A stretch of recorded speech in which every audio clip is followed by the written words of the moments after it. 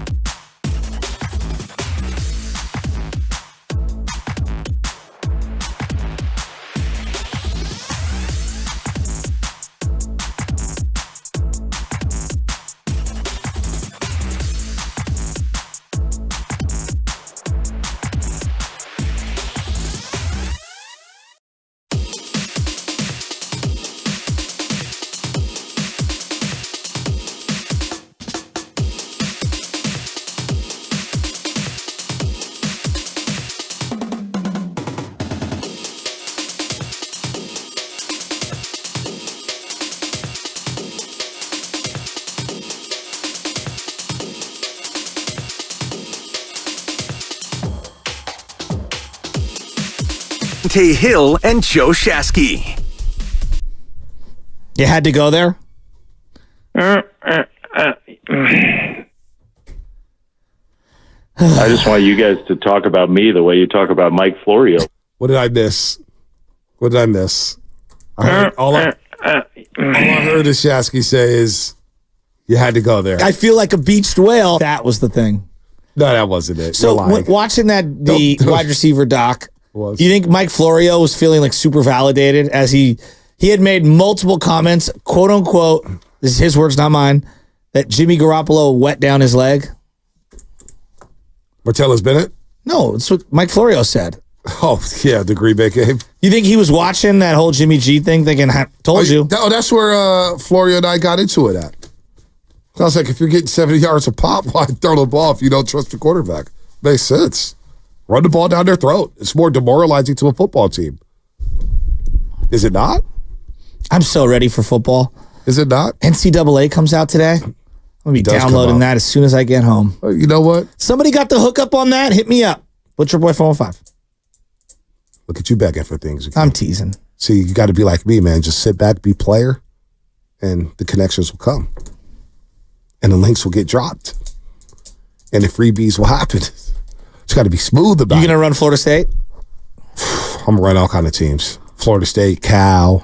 I'm going to go. Oh, you're going to resurrect Cal? I'm going to resurrect Cal. That's a tough job. I'm going to resurrect. Oh, Florida State's going to be so fun. My boy DJ's playing quarterback at Florida State now. You know that, right? Remember I love DJ coming out that Notre Dame game? A lot of people did. I was like, this guy's up. He's better than Trevor right now. I was yelling at him. Ukulele? No, that's not how you say it. So is it DJ Ungalele? I think it's Uyagawale. Oh my God, you butchered that. I think yours is way off. Yeah, that was way off. It'd be funny if that's actually how you pronounce it. Sorry to YouTube. Of course, it's down right now. We're back up now. Oh, we're back up. Oh, okay. We hopefully got everything fixed. Oh, okay, cool. Shout out Tim Jordan. Shout out Tim Jordan. People are asking, Joe, how do you play video games with the little one? Well, that's what the bouncy thing is for. And then the second Michelle gets home, I can hear the garage door opening. I pull him out of the bouncy thing. And I'm like, I've been holding him the whole time. Team do one of those. Yeah. But that's not all the time. No. You know what I do? I play with baby Chez's on the iPad, and I just have conversations with her. And I walk back and forth. I use the pause button. I use all of the play clock sometimes between plays to make sure we get some done. I'd love to hear those conversations. See, Chez, this is the play call I'm going to go with here because you see they're going with a cover 3 defense. No, I get her into it. I was like, look at my guy dance. I get a first down. I do the dance. Like, start dancing. She's go, Papa, he dancing. I'm like, yeah, let's dance. Then I call my play and I get him in. Try to get 2 games in a day. I try. Try to get 2 games in a day. God, I haven't dedicated enough time to get 2 games in so long. I miss those days. And then baby Chez left me alone on Saturday. Oh my gosh, I got a couple games in on the Madden. Yeah? Watch some, I got a lot of things done. I cleaned that a lot. I was folding clothes when everything happened in Pennsylvania live, and I got the breaking news. I was like, damn, what is going on in this country? Anyway, let's go to Philbo Mike. What's going on in Philbo Mike? What's up, Mike? Hey, what's up, man? I like this. I can't wait to hear the crossover. That's gonna be sick. It's gonna be different. But I liked with Nahegan. He switched up the lineups.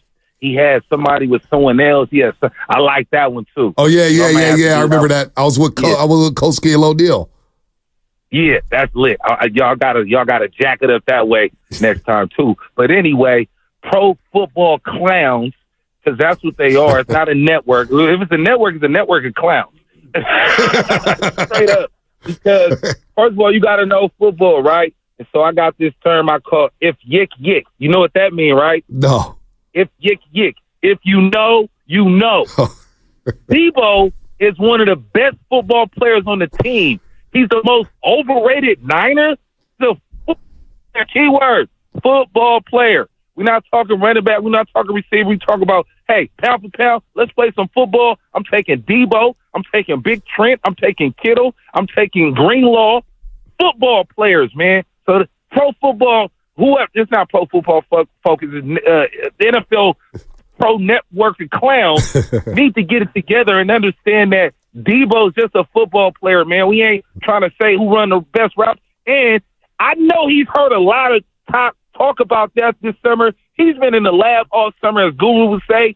So I can't wait to see Debo go do a crazy route And that Philadelphia game, I watched it back, almost brought tears to my eyes, man. Feel me? Oh, man. It was great. Hey, Philmo, real quick, as we're talking about that Philly game, if you weren't a Niner fan, and I know everyone knows Brock got hurt or whatever. I know they built it up, but I don't think they gave enough of the backdrop of how those two teams truly hate each other. They really don't. They really do not like each other, and I love it. Me too. I don't know why there wasn't a Philadelphia game on the schedule, but we'll get them in the playoffs. Yeah. It'll hurt them even. No doubt. And that's why, so Philmo, good. thanks for the call, So man. good. That's why receiver doc, and I know, we can get into this here as we end the show. To me, it lost some steam. They left a lot on the table. Okay.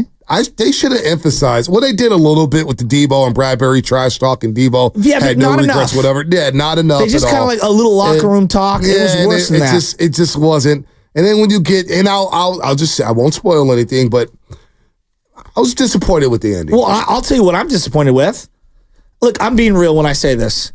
We should have been in there. We helped spark the Philadelphia thing. Yes, the players are the predominantly, but we're in there. Wait. I'm on the front lines getting beers thrown at me. We should have been in there. We should have been in the build up to the Eagle game. They should have had some of our voices in there. I'm just keeping it 100. All right? And this is why the Curry doc is slightly better for me.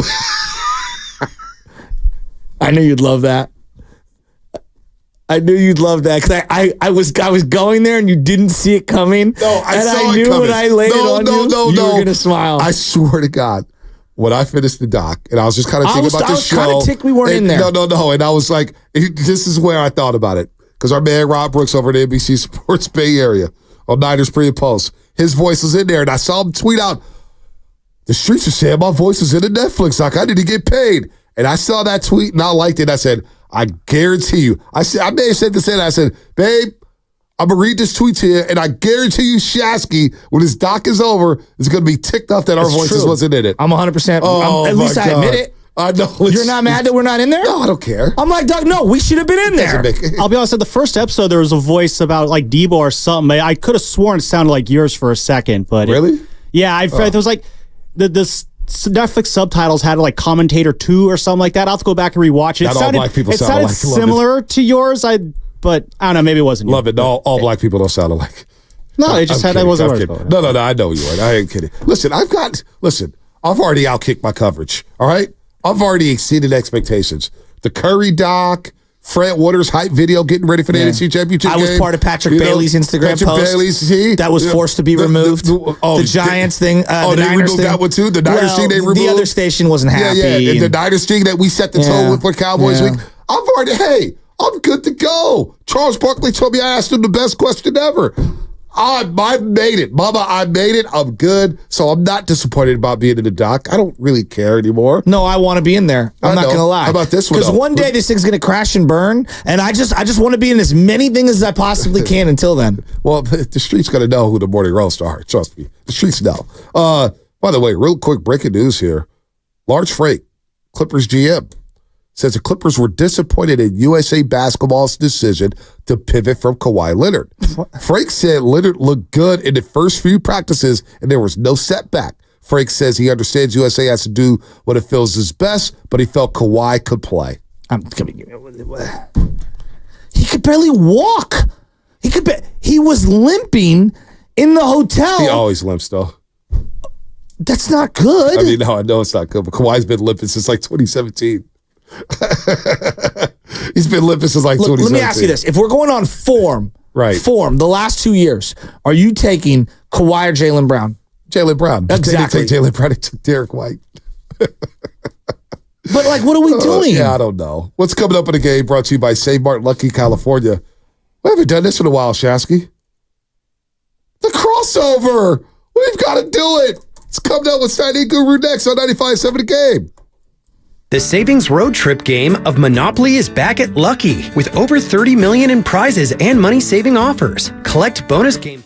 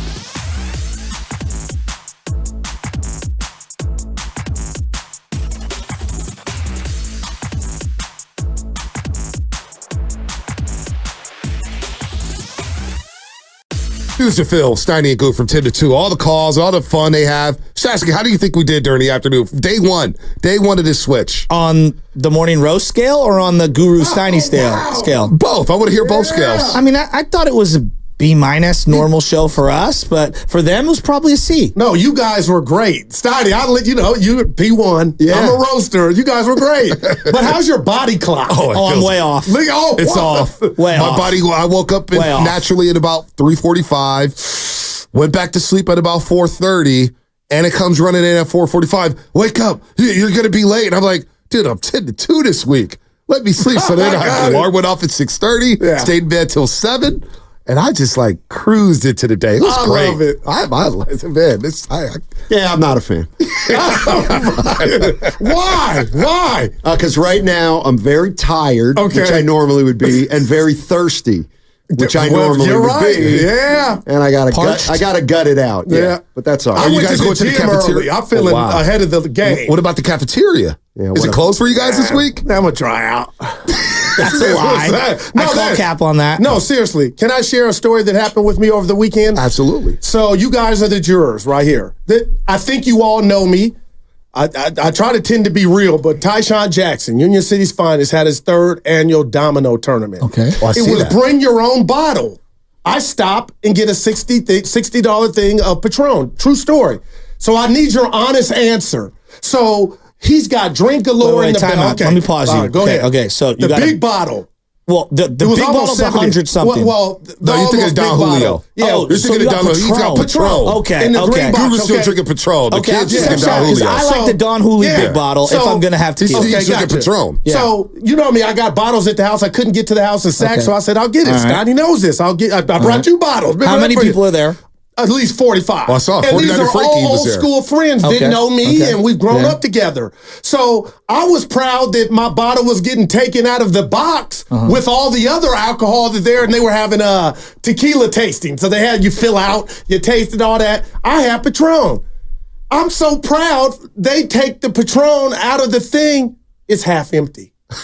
What do you mean? The Patron had been hit. So the bottle that I just purchased was half empty, Steiny. So everybody's watching, and I'm proud. I brought that. And then it's half empty. You bought one that was a brand new one. No. Yeah, See, Steiny don't believe me I'll call a cap on that one. Goo. See, this hurts. Some of my friends were laughing, and I'm getting mad and madder. So you regifted a half-drinking bottle of tequila. Exactly. Who keeps if it were old, who would keep the box? Shasky? Why would I tell on myself and do my friends like, you don't believe? See, this is why I brought it up. Was there plastic around the top of it? The top was still there, so people were like, you can't even finish the rest, but it was half full. Did you drink it? No, we poured it out after, because I was, to show them I was for real, I bought this. I wouldn't bring a half. Why would I? Well, why didn't you take it back? Well, and say, you know what? I got hosed here. I was in Castro Valley. I got it in Union City. I won't say where,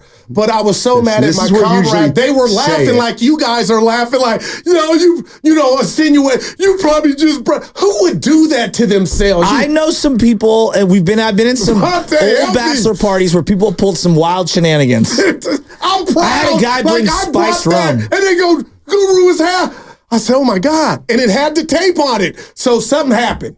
Duct tape? No, you know the little stuff it comes in. Plastic. But just tell me you believe me. I don't believe you at all. I do. Because I've been in that situation. I've been in that situation. It's an outlier, but it's. I don't believe you because I've been in that situation myself and then keep it in the box. Who keeps old Patron and the box? I had a buddy that kept vodka in a water bottle in his trunk. So I've seen it all. Oh, boy. We're always balling on the budget. Yeah, but $60 is a lot of money for some alcohol. And we're used to, here at 95.7 we get all these free bottles. We're not used to paying. So I think, Guru, you're trying to pull a fast one, like, oh, I got this bottle. But the fast one would be on me getting embarrassed in front of everybody that was looking at it come out. I'm like, take it out. What does 49er Frankie think?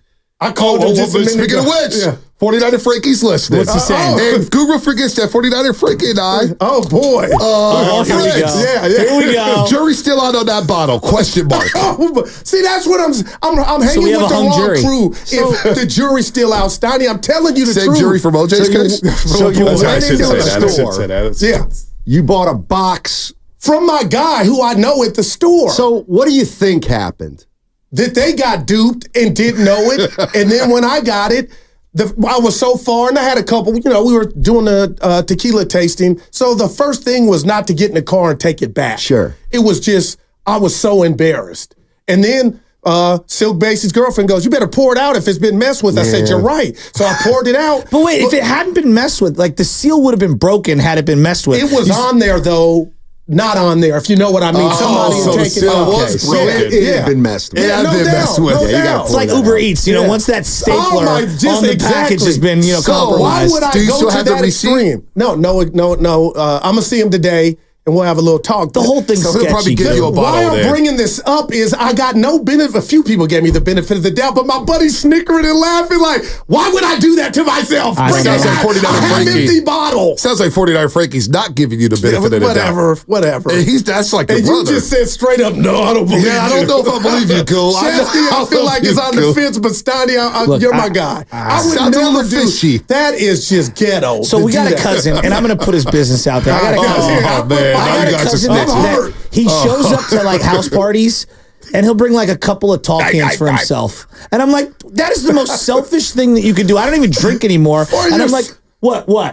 You think I'm No, I love it for yourself. Like if you come into a party and you're having a big party, let's say it's a domino, poker, whatever, family party, you bring a couple of things. You bring a case of beer or you bring a big bottle or whatever, and maybe it's the kind that you like, and people will be, I guess they're not going to like steal your liquor per se, but if you bring it, everyone's going to share it, right? I get where you're going, This guy Chasky. brings tall boys, and he's like, those are mine. These 24-ounce tall boys are mine. That's the most selfish, also cheap thing that you could do. Right. Oh, Am I wrong? Oh, man. If you're brown bagging it in your 30s, Is it better to come empty-handed or Almost. with two? Yeah, I know. Almost. It's a I think in this selfish love. situation, it's better to come empty-handed and I say, guys, kind of agree. I don't have time to stop by the store. I apologize. Yeah. Maybe just throw $50 on somebody's bottle or wow. donate to the party. Exactly. Right.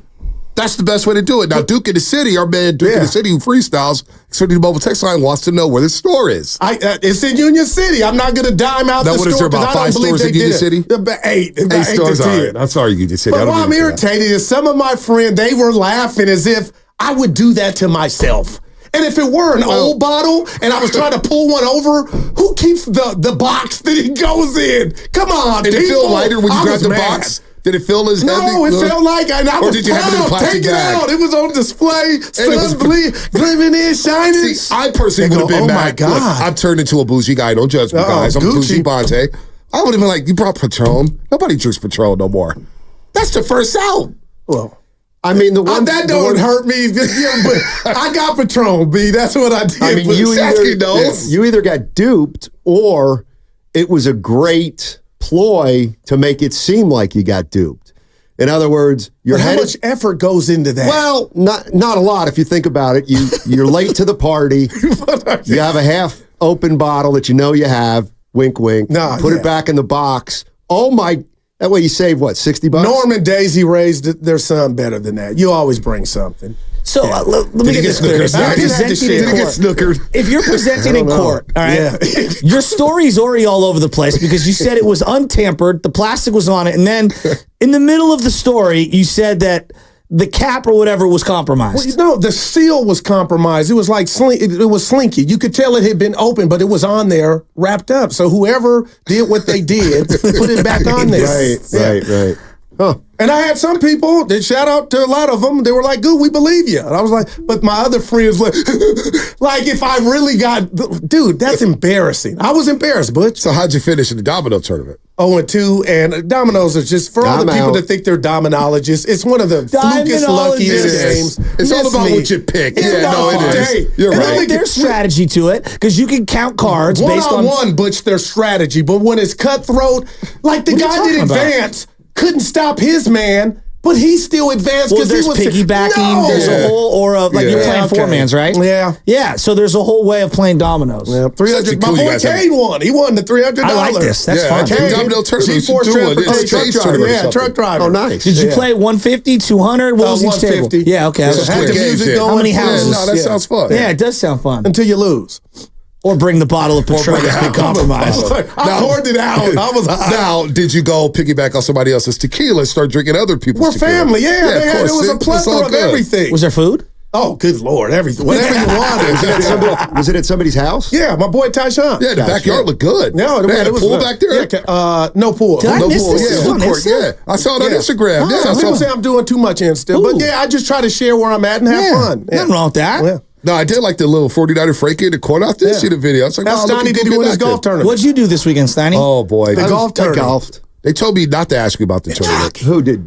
Dibs and those guys? Oh, no, boy. not Dibs. Dibs played too? No, not Dibs. Yeah, Dibs was in this tournament. How'd he do? I'm not sure. Okay. I knew I didn't bothers win. me. How do you not know? He seemed really I didn't happy want to this stick morning. around for the standings. Oh, when so I you knew, pulled a Rory. Yes. You got out of there. That's a three. There was a reason. There was a reason. I had to get home in a hurry. No, I get that. I'm one of those. When I have to go, I get in the car and I go. Unless you're the winner, though, Every but day, you'll you don't stick know. around. 10:01, we're like, hey, where's Shasky? We're talking about Hey, tomorrow's look, my show. time is my He's already time. getting a haircut somewhere. My time is my time. I love I it. mean, I actually said to one guy, we came off the course and there were like 40 guys, eating. I just said, hey, Jay, I'm going to say goodbye to you, but I'm not going around. Oh, you're an Irish goodbye. Yeah, I'm not Hey, great to see you. Great to see you. Great. Congrats. Good play. Hey, that's an extra 22 minutes. You're right. That happened to me at Fremont Bank last week. I said, I'm going to get out of there about 6:20, get back home. I'm tired. I didn't leave till 7 o'clock. And then I see Guru and Evan in the parking lot. We didn't leave till 7:20. Yeah. Oh, boy. That is bad. That is bad. I guess I'm supposed to read the legal on time. See, Yes, you guys you don't are. know. I never read the legal on time. We wait till like 7 minutes after. Because Lubman is always like, gotta do the legal, gotta do the You got legal. the film like on 2 mic minutes. drop. Yeah, got I'll time take for the mic legal. drop. And I'm like, do you have a buffer? We have a buffer from 55 or 5 minutes before the top of the hour until like 2:10. So you got a buffer to do the legal, but I'll do it right now. Boss said time for you to do the legal. Listen, 95.7 I like his better than yours, Guru. I do like his better Time than for the yours. legal. Yeah, and KGMZ FM and AC1 San Francisco, Nazi Sports Station, always live on the free Odyssey app. Don't forget all guests on 95.7 The Game appear on the River Islands guest line. Isn't it time for you to discover the islands, River Islands, and later? Let me guess, you guys are talking Copa America Euros 2024. That's what's going on. That was brutal. People act right, man. Yeah, that was. I want to ask you guys a better question. I'm just joking, Chelsea. All right. If we were to do a draft right now and go around the room, you get 4 players each to represent your team for a home run derby, all-time players. Steinmetz, you have the number 1 pick. Wow. Matt, who you taking? I take Reggie Jackson. Really? Yeah, and I know he's not. I love that. That's just my I love favorite that. player. One of my favorites. So Okay. I take him. I mean, I guess you should take I know who next, but Now it's Guru's turn. Willie Stargell. Willie Pops, Stargell. Alameda, yep. Bonte? I guess I'll go Bonds. you gotta go. Wow, that's a good. I was going to go McCovey, but I go Bonds. Home run derby. Old school, new school rules? Do we have this determined? I'm going to go. You got to go. I mean, Albert Pujols, right? Home run derby? Albert Pujols. Has he won any? Doesn't matter. I'm Okay, going no, Pujols. but that's a good I'd call. rather have Matt. Griffey. There's like 15 guys I'd rather have. I like Oh, I this. got to have Pujols. He still hit the farthest postseason ball. Brad Lidge, that ball still hasn't I fallen. mean, how could you not want Pete Alonso? I don't Ken want him. Griffey. Man. What about Willie Mays? Yeah. Mark McGuire. Not wrong. 660 homers and missed a couple years. Give me Juan Gonzalez. Oh, I like that. Oh, Babe Babe Ruth. Ruth. Yeah. I like that. Mickey Mantle? Yeah, he was clean. I love you, Barry. Well, Mickey Mantle, the video came out last week of Mickey Mantle saying, I look back on my career and I really shaved years off my career for how he partied. Wow. What about Griffey's not a bad one, though. Great one on YouTube, Uncle Looney, Josh Hamilton. Oh, Josh. Yeah, Sad. demons. Sad. Yeah, really What sad. about the light-skinned guy? Sosa.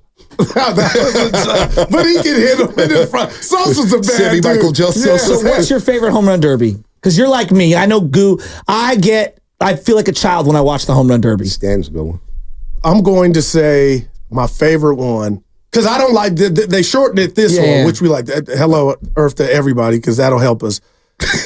But you know, I don't have one that just jumps out at So me. Bonds versus McGuire for me is one of my favorite ones. Has it lost its luster, home run derby? I still love it. I think that's when Bond said, I'm going to go add something to my game. 100%. Which is the one that was in Denver? Was that last year? Or Coors Field? A couple years ago, 2 years ago, it was in that was a Denver. great. Yeah, that was a Was great. that one. Vladdy Jr.? No, it was the Good call. Alvarez, I think, was in it. Who's the catcher for the Royals? Perez. Salvador he hit a Perez. bunch, but Yeah. I think Alonso won it. But Evan, you were at that one, right? It was in Denver. No, he's not on. That's the one you're picking. Vlad won last year. The Denver one was won by Pete Alonso. Dodger Stadium 2022. That was won by Juan Soto. Then last year's Vlad Jr. in Seattle. And then Griffey was at Wrigley, right? Bonds was at Philly. I'm just off the top of my head. I'm mad I don't have one. Damn. Really? Yeah. Favorite home run derby? Ooh, I don't know. I can't recall a lot of home run derbies, to be honest with you. Well, the one McGuire versus Bonds was the one that just in my head. And that's A's when versus Barry Giants. said, I'm going to the lab. It was unbelievable. Robbie Abreu had a really good one. Remember he had a good. Where's he at? Was Ruined it his at Yankee swing after Stadium? that. Yeah, he had one of the worst second halves of the season. Is that Comerica Park, Detroit? Really? I'm surprised Aaron Judge isn't on the short list of home run hitters. Is Aaron Judge not being in a home run derby equivalent to LeBron never doing a slam dunk contest? I would say hell yes. Yeah. Wow. Did he give a reason why? No, LeBron was his reason why. Because they're struggling. Volpe yesterday. They're struggling big time. And Saturday. 9-4. Judge did do it? Yeah, Judge did in 20. He won the 2017 one at Marlins Park. I don't even remember that. I don't even remember that. I remember. I don't remember that. Who won the one at Oracle? Was it Vlad Sr.? 07 was Vlad Sr. Vlad Sr.? Yeah, in an Angels Oracle jersey. Park? And then remember, Ichiro led the game off with a triple or an inside the park home run. All right, what about this marketed deal? Where are you guys at with this? Because I know you guys are big hoop heads. He had made fun of me. Malcolm X by any means is necessary, but if you're telling me Pods, Kuminga, Moody, then that's too much. Wait. You just screamed at Bonte last week, to hell with the kids. Yeah. And then I heard you to shoot me on the air. He said, Guru, if I took all of all of his Warrior takes, they're all over. Well, you guys always react to new information. But this price. I know what side he goes through on a daily basis. No, this price is too much. Moody, Kuminga. What's too much for you? Pods, Moody, Kuminga. What part is? And the swaps. Who's the deal breaker? Is it Pods the deal breaker? No. Is it Kuminga? No, it's three guys that could possibly star. All of it for marketing, who I like, but damn, you're giving away the whole squad and the future. That's just me. You can't give away those three guys and multiple picks. I mean, I'm not sure I would do it either way, but I might do future multiple picks, even though I hate that. I probably wouldn't do that either. But it can't be both. They can't take three of your young players and two of your future young players in 3 or 4 years. No. It's got to be because one or the Kuminga's other. almost worth 2 players if he pops. But here's the other thing. I wouldn't be necessarily against getting those three guys out of here. If you better be sold on Markkanen. But you're going to have to pay them all anyway. He's going to make, Markkanen, if the numbers are going to go in this direction, he's going to want somewhere between $45 and $60 million a year. Look what this new television deal is giving, and that cap's going to go up. That CBA is going to alter because of the money that's coming in. They get 50% of it. They split the pie. The numbers are going to go up dramatically. He's a $50 million a year player. And you're probably going to give Kuminga, who's not finished product, $200 million at least. He's 21. Let's say if they do the deal, this team currently constructed, are they better than if they do the deal and bring in Markkanen? Because right now the tiers of free agency, you bring in Markkanen, you get rid of all these players. Are you better with Markkanen joining this team? I don't think so. And those three guys are no longer with you? Yeah, I don't know. I don't think so. It's a good question. I'm not sure. I mean, Kuminga is going to make, you figure if he gets extended this offseason, he's going to make 30 plus right there. Easy. Well, the one thing I saw, and I don't know if Bonte, you can help me with this one, but so Markkanen's making 18. Mm-hmm. They can extend him, but they have some constraints, but they could extend him starting at 33, I think. 33, They give him a $15 million raise. What if they, on August 6th, extend Markkanen, and he makes 33, 36, 40? Now, that's not a terrible contract for a guy like that. But I don't know what the Warriors want to do right now. Will Kuminga be a bargain at $30 million over the next couple of years? See, I'm under the impression that with the money flying, guys are going to be making $80 million. Yeah, they're going to be making $80 a year at some point with this new television deal. Emmanuel Quickly. Oh my God, he's making $50 million a year. Barnes. Emmanuel Quickly could come in here and shake everyone's hand, and no one would know who he is. Or is Kuminga going to see Franz Wagner, who was selected? What a signing! A pick after Kuminga, who some of the Warriors brass really liked. He's getting big time money. What is it, $250? But Bonte, to answer your question so Joe can make fun of me, I would do it just because I think it would give us a better chance than just running it back like it looks like they're going to do. And I could be wrong. I want to be wrong. But I like Markkanen. And you took Wiggins, Draymond, Steph, and TJD. Let's go. Well, you see Steph today. Oof. Yeah. Struggled? Oof. Well, what do you do? He didn't it wasn't his best game. What do you do? He looks tired already. How many turnovers? They won barely against Australia. Did they have to bench Steph Steph needs more help on Team USA. Did they have to bench Steph? I saw none of it. I just saw he went 1 for 6. 1 for 6 from 3. All right. 1 for 6. Giants letter grade first half. Even though it's not technically the first half, they played like 100 I've been waiting games. on this. I'm going D+. I respect that. Why? Why D+? Because you got over $200 million payroll. The bottom line was just Operation Playoffs to me. And the offense, when everybody's healthy, there's too many times bases are loaded, less than 1 out or less. They don't just, it's not a turnstile like I like. I'm holding the injuries against them. I'm not going to say, oh, the injuries are. It is what it is. You're 3 games under. You play good at home. But other than that, to be 3 under with what you went and bought in the offseason, I'm sorry. I don't like it. I give them a C. They've just been C- actually, because they've been just a little less than ordinary. I mean, they've really, to me, they failed at least up to this point. They're not only not good, they're not compelling. Okay, this is going to be just like the Warriors.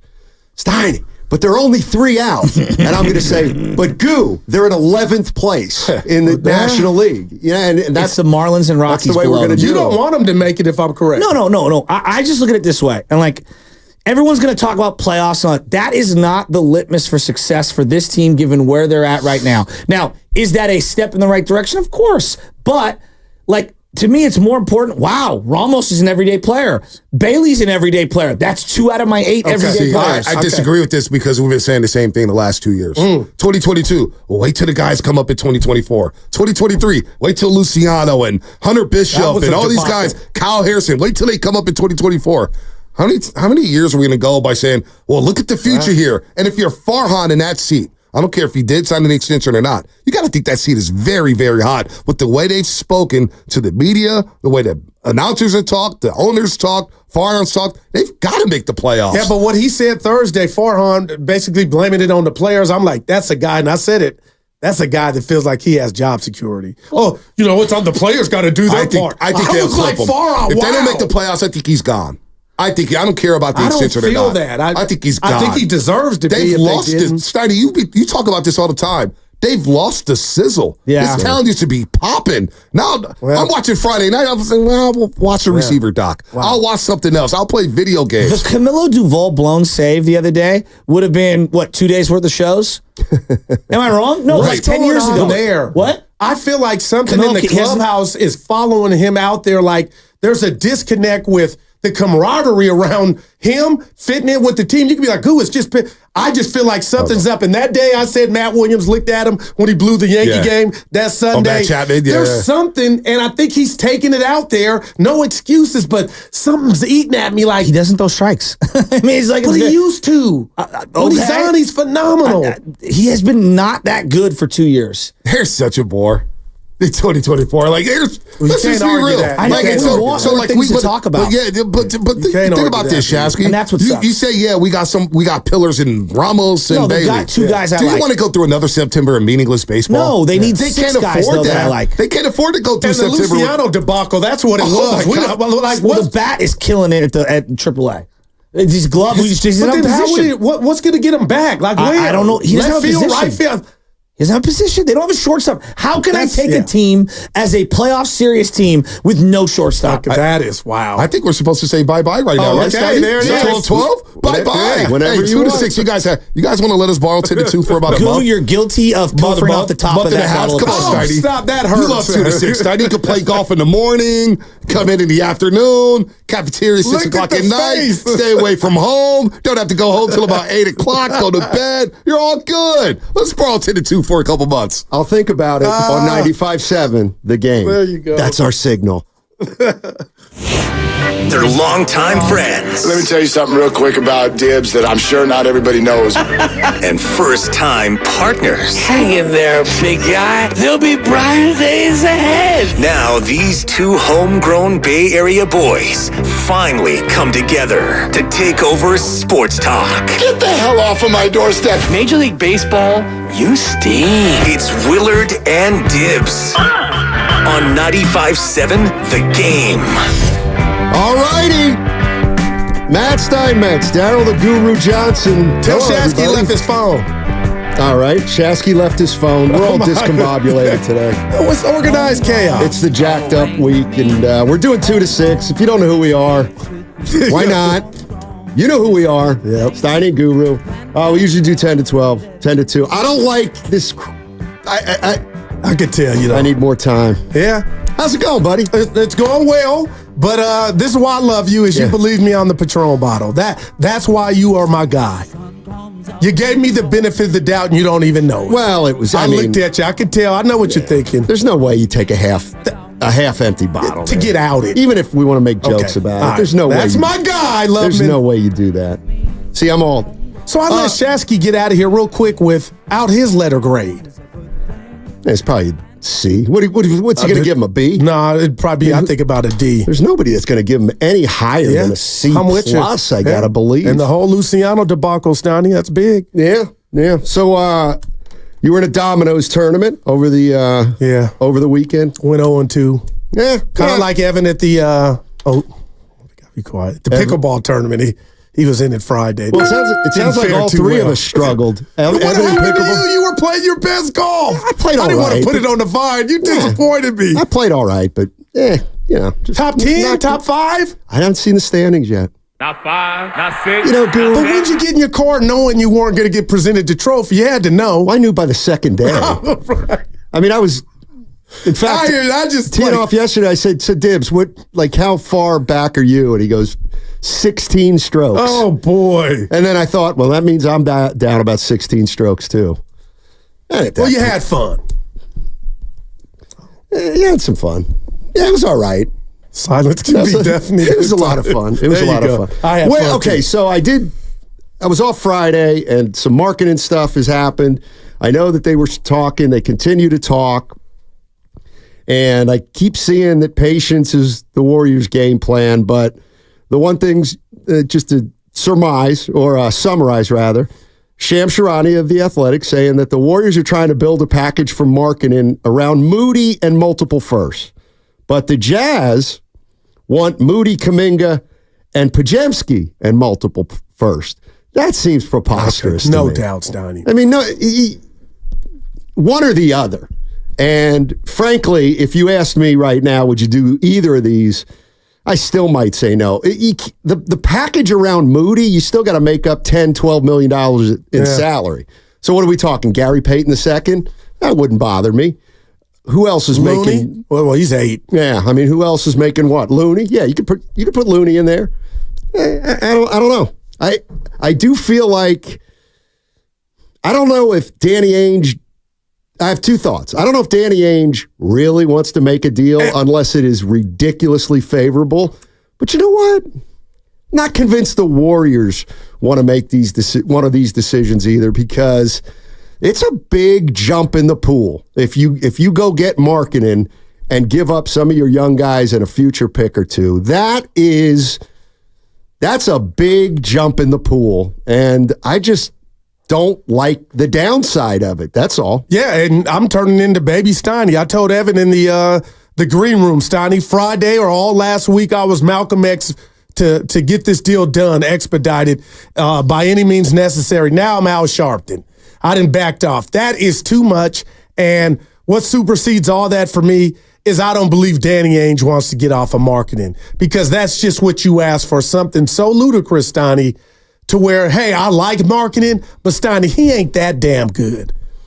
3/5 of you. I mean, what happened to Goo from last week? Well, we were just talking about one of these guys going, and maybe two, but not the picks and Podziemski, who Steiny again, who I like. Okay, Moody and Kuminga. Come on, man. Let's be honest. Thank you, Evan. Let's be honest. The Jazz want either Moody and multiple picks, or rather, that's what the Warriors want.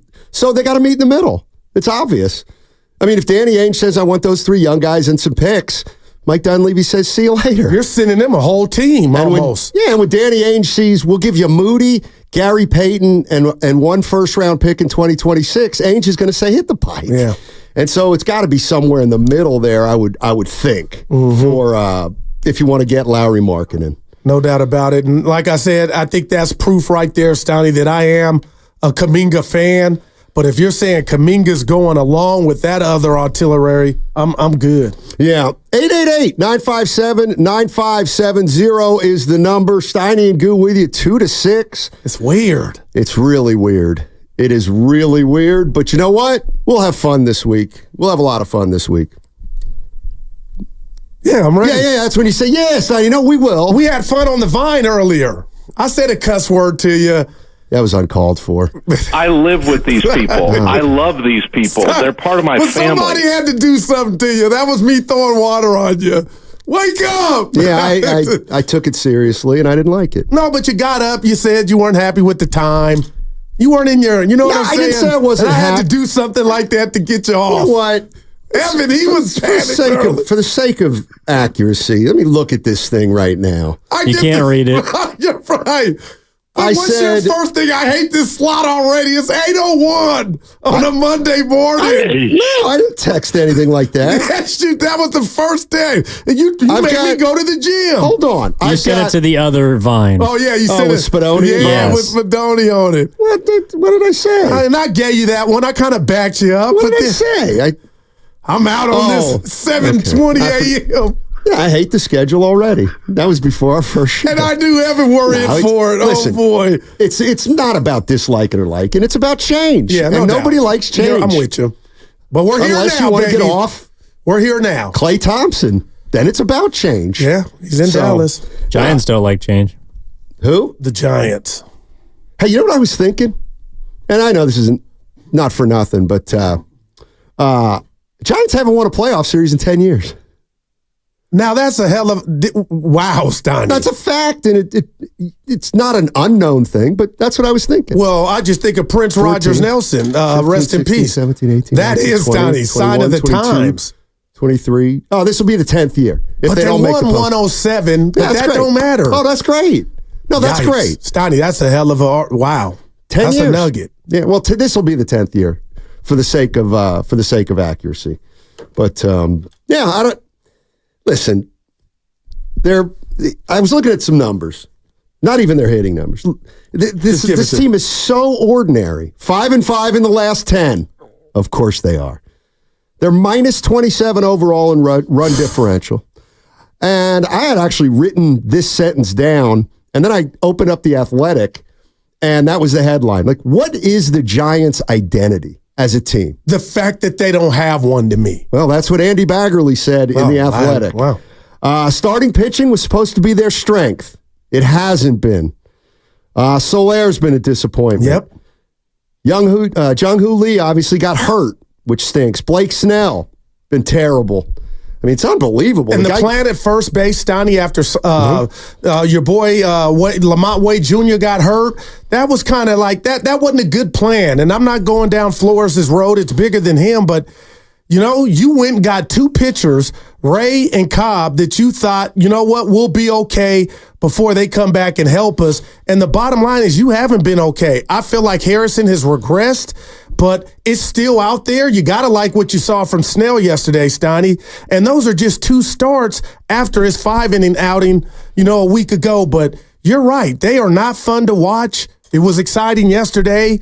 We come down Yaz's road. He's actually gotten hot. He doesn't need to break, but I don't know what they're going to do, but I do know this. I was mad Farhan wasn't gone with Kapler. He survived, but when he made that comment a few days ago about the onus is on the players, I'm like, Steiny, this dude, like Shasky just mentioned, I don't think he's on a hot seat.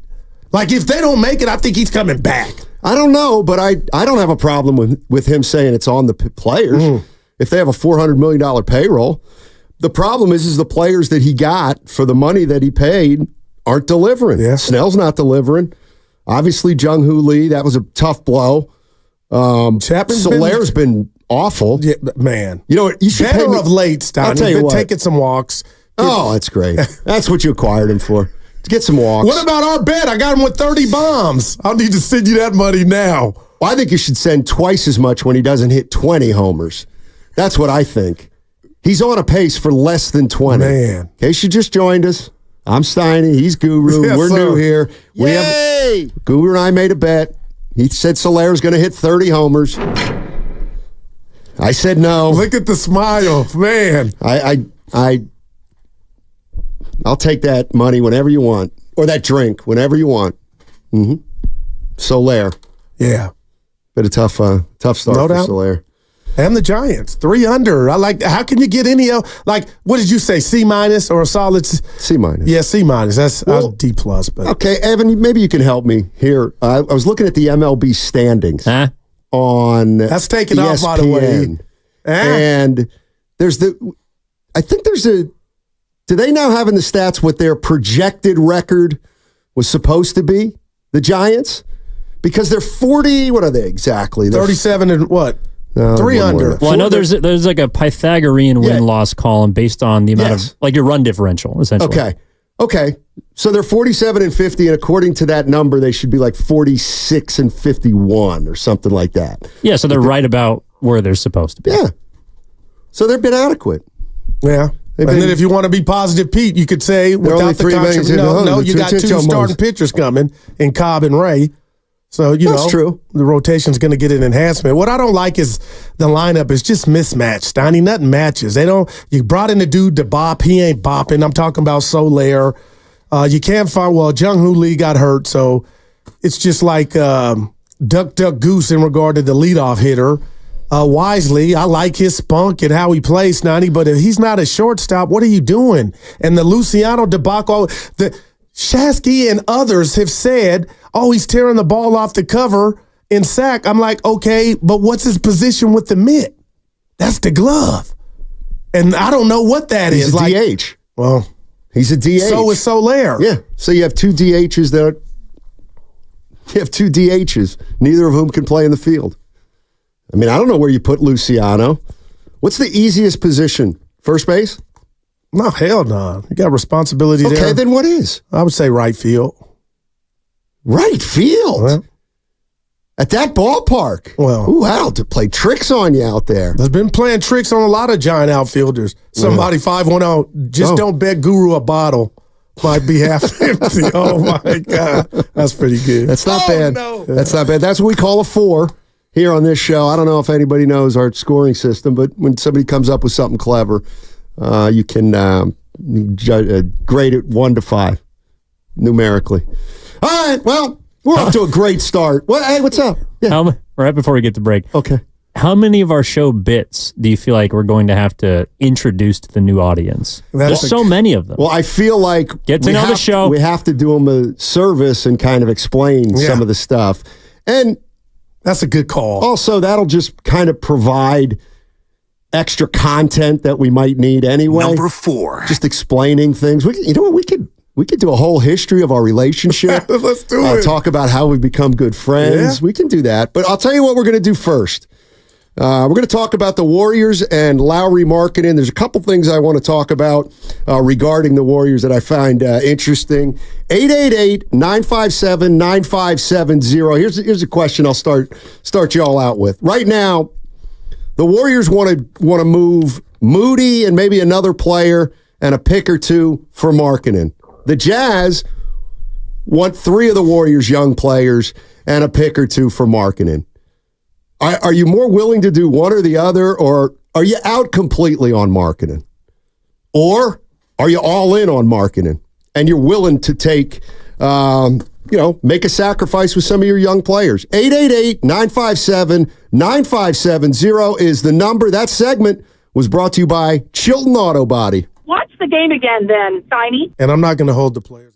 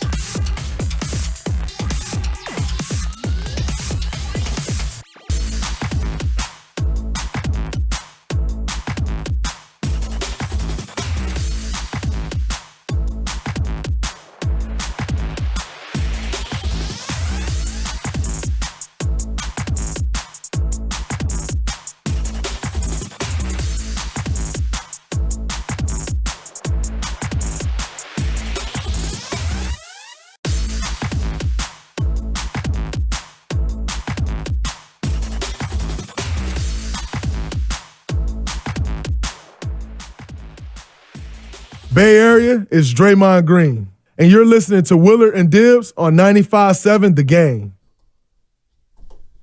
Yeah, I know. We're back. I was waiting for Draymond to say Steiny and Guru because I didn't remember that one. But I'm surprised you're talking Willard to me. and Dibbs. I'll give you a 3. Draymond, in case you haven't, he did an interview with Ooh, he has some Cassidy fresh shades on. Oh, God. The Rockets coming out to play. He hasn't dealt with the loss of Clay yet. So. 888-957-9570. Biggest sports story of the week. Draymond Green and how he feels. That's always top of the priority list. You are the best, man. Did they tell you real quick about Friday? I was in your seat. Oh, what happened? I went blind. Steiny, it was too dark. Segment was wrapping up, and I was supposed to read, and I couldn't. What do you mean it was too dark? It was dark in the studio, and you put the lights on. Yeah, but I didn't have them on, and then I was reading it and went. This is interesting. I thought it got back to you, but it didn't. Willard just came in and railed on me like, "Ooh, you got to get some glasses." So interesting. It was bad. I couldn't see. When Guru works with me, he'll always say, Steiny, can I put the lights on? And I always say, sure. Yeah, put whatever you want. Any kind of light. But you work with Kruger and you let him run roughshod over you? No, Kruger had nothing to do with it. Sounds to me like he likes working in the dark. It was a Friday, non-payday Friday, Steiny, and I just hadn't thought about it. Mm-hmm. But I played ball this weekend, so I got good vision. It's just in dark places, and I lost it. I was like, brought to you by the That's how I went in 95 the game. Can we try to find that? No, see, I don't know why I would bring that up. Okay, so I'm looking at 888-957-9570. We're starting out the show with some Warriors time for the legal. We finally have a little bit of clarity on what the Warriors may have to give up if they want Lauri Markkanen, and that would be, looks like a couple of future firsts, and then some combination of the young guys, Podziemski. Or all of them. Combinations. That's the starting 3 dudes in the starting lineup. Okay. I will say this about all the concoctions. There is no chance Podziemski is the holdup. Now, I love Podziemski. Right. Nice rookie year. Almost a triple-double last night. I'm not sure what he's going to be down the line, but... You don't believe it, I do not believe Brandon Podziemski would be the holdup. Well, it's Kuminga. There's no doubt. But here's the thing about Danny Ainge. If he is sitting in Utah saying, I'm not even going to talk about it unless it's pods, then all of a sudden, if you're Mike Dunleavy, you're saying, why do they want pods so bad? Maybe he's better than we thought he is. Maybe I shouldn't include him in the deal. Boy, if Danny Ainge wants him, maybe he sees a future all-star. But either one of us weren't born yesterday, I wish. But Steiny, come on, it's Kuminga. That's the holdup. And that's no shaded pods. Kuminga, again, Steiny, if he pops, that dude could be a 26, 28-point scorer a game, 7, 8 rebounds, what have you. It has to be him. Well, the problem is you're going to end up paying him most likely before he ever pops, because. Well, we'll see about. I've retired my line on that Kuminga thing at the Fremont Bank, the gambling term, betting on him to come. You know that's what the Warriors are doing. If you pay him, you're hoping he turns into what you're paying for. But to what Bonte and Shasky were saying, real quick, standing the crossover. If everybody's getting money, then nothing is really egregious. You know what I'm saying? If Scotty Barnes could get 2, and I like Barnes, is that any difference than and Wagner? I like those guys, and Cade Cunningham, who the potential's up through the roof, but he's getting 200 M's. Like, okay, Kuminga, here you go. No, that's not the way. That's not the way I would run my team. And I look at some of these contracts quickly. These crazy numbers. I do like his little game. And I get it. Kuminga can come to the table and say, I want 35 or 40. And you could give him that and say, well, everybody gets it. But that's not the best strategy. You got to pay guys that much money only if they're true number ones. And I don't know about Kuminga. Not what the market dictates. I hear you. Here's the other thing. You got to have the skills. And people don't want to hear this, but you know what? I've never talked about this from 2 to 6. That's a 4. So Steph Curry's due an extension. August 6th. Mike Dunleavy talked to the Chronicle over the weekend and said, I can say, what did he say exactly? So you got your readers. Whatever he wants. Dunleavy has confidence that Curry will be a Warrior for life. Bang, bang, blank check. Okay, so fine. Okay, that's fine, Goo. Yeah. And so you know what that means? That means when Steph Curry is 38 years old, he's going to be making $63 million. Now, does he deserve it? About the past? How much money he makes Lacob? Right. Yes, of course, you got to pay him. Gotcha. But then you have a 38-year-old who will no longer be a top 5, 10, 15, 20 player, whatever it is. But he's going to be occupying 35% of your cap. You can't have a guy making that much money. Wow. I mean, you can because it's going to be Curry, but what I'm saying is you want to pay a guy, if you pay a number 3 like a number 1, then how do you get the number 1? And I mean, how do you pay for the number 1? So I think you got to be real careful there. Yeah, and let me read this real quick from the YouTube chat. Uncle Looney Stoddy. Mm-hmm. He'd rather pay Lauri 45 to 50 than Kuminga 35 to 40 right now. I might not be against that. Okay. I might not be against that.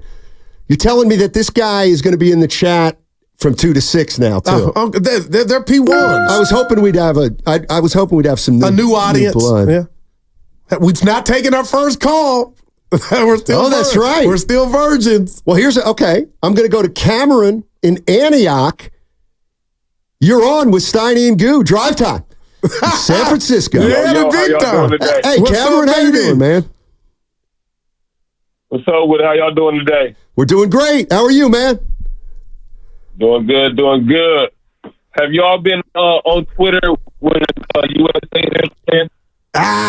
Hey, Cameron, I got to ask you to call back. But I want to talk about whatever you want to talk about. Team USA. I got you, Stoney. That wasn't their best showing today. By the way. No, they ran into a freight train. Hey.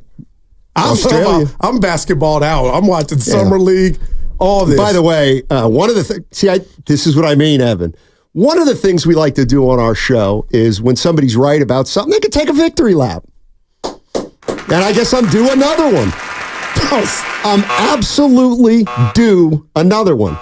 The committee will let you know. No, which one are you talking about? I'm the committee. Hey, Steiny, Bronny, he's going to occupy a roster spot. He's going to have to put. He's going to the G League, just like I said he was. He's going to the G League. He will accept any assignment. Okay, he's going to the G League. Is he on a two-way deal? Do you want to bet me right now, opening night, he will run out with his daddy in Laker warm-up sweats? You know I don't make bets unless I win them. I will bet you that No, you're coming off a 2-game losing streak, bud. What are you talking about? The Warriors road total, I hit that. Cha-ching. Yeah, cash me out one time. Hadn't been cashed out. And I hit the Kings under. What's your point? Those canceled each other out. It was a win for me, So when you say 0-2, you really mean 1-1. Well, which is a hot streak for you. Evan, what's the Lakers G League team name? Do you know off the top of your head? You're usually good at this kind of information. Boy. It's kind of meaningless. Anyway, he'll be playing. It's Evan's last day before Switzerland. Right. Yeah. Oh, come on. South Bay Lakers. There you go. Really? Mm-hmm. Oh, yeah. He's going to Switzerland. He's going to Sweden, not Switzerland, Goo. You guessed Norway earlier. Right, but okay. El Segundo, by the way, the South Bay Lakers. I just got the country wrong because I think your sister lived in Oslo. No, Stockholm. Oh, boy. No, your partner. Well, the difference is this. I just got the country wrong. You think Switzerland and Sweden are the same thing. But why would you dime me out? Because that's what I do here. Well, as long as you know it. Get to know us. 2 to 6. Yeah. 2 to 6. Let's go to Tom in Sonoma. What's up, Tom? Where's Cameron in Antioch? I told you I'd put you right back on. Hey, what's up, Tommy? Hey, guys. Hey, how you guys doing today? Hey. I'm tired. Hey, yeah, I know, man. I'm all jacked up with this time change with you guys. I'm going to tell you that, all right? Brought to you by Jack's Restaurant. Way to go. Tom knows how to play the game. That's right. Yeah, I tied right into it. Hey, so I'm out on Markkanen, man. You know, I just don't feel – I feel this team, we should put it the way it is. I don't want to give up on Kuminga yet, man. I want to give him one more chance. He's got – we don't need to make a decision on his bag for 4 or 5 months. What I would say to him, you got to be our number 2 guy. You got to score. You got to be everything, man. You got to be a superstar. Because if not, we're going to have to trade you mid-season. I'm not ready to jump off the cliff. The second thing I want to say, Markkanen, man. How many games does this guy complete in a year? 55 maybe? I don't know if this guy has the stamina to do 82, but I'm not sure on those statistics. So if you guys look that up for me, that would be great. Thanks much, guys. I appreciate it. Love you much. Thank you very much. guy. Appreciate that. Yeah, he's jacked up. He's been LAU. There he is. There's Markkanen. He's a young kid. Lauri. He's 27. 27? Let's go. 2. What do you want me to go? Has he played more than 70 games in his career? Let me ask you this. I'll go year by year. Do you want his games played or his games missed? Games played. Games played. Yes, sir. Okay, because, it's really a coin flip. John Sally, 68. 50. This is... Hold on. Let's do 68. I will take it. Check. Rookie year. Yeah, okay. 68. 52. Don't like it. 50. Don't like it. 51. Don't like it. 61.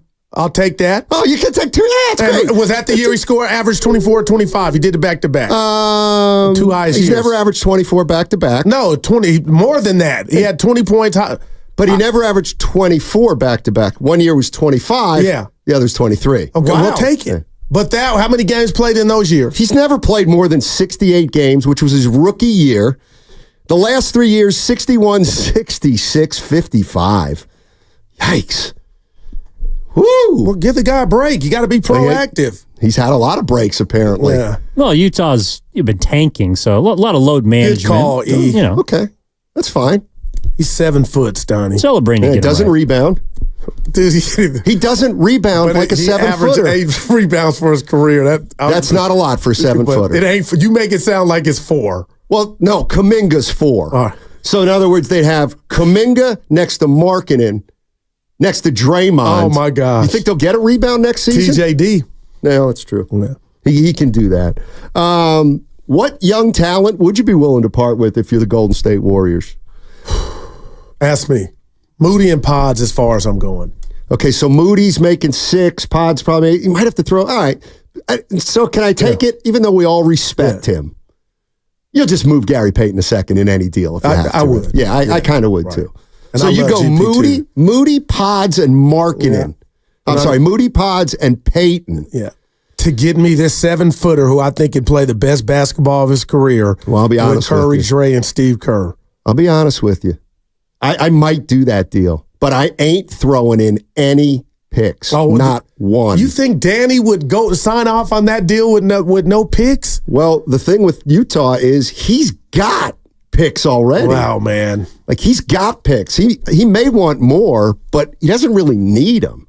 They got a lot of picks down the line. So I don't know what Danny Ainge is cooking up in Salt Lake City, but I know that there's probably a lot of teams that have interest in Markkanen. And you're right, Coop. At the end of the day, they may just sign him to an extension between now and August 6th. Man, are you surprised that this deal still has buzz around it? I thought it kind of was last week, nothing happened. I'm like, you know what, it's a wrap. But you surprised it is we still? I'm not. And I think this thing's going to go all the way up until the trade deadline because I think that if you don't know, Markkanen's eligible for an extension on August 6th. That's the first day. I think I said you could sign him now. No, you can't.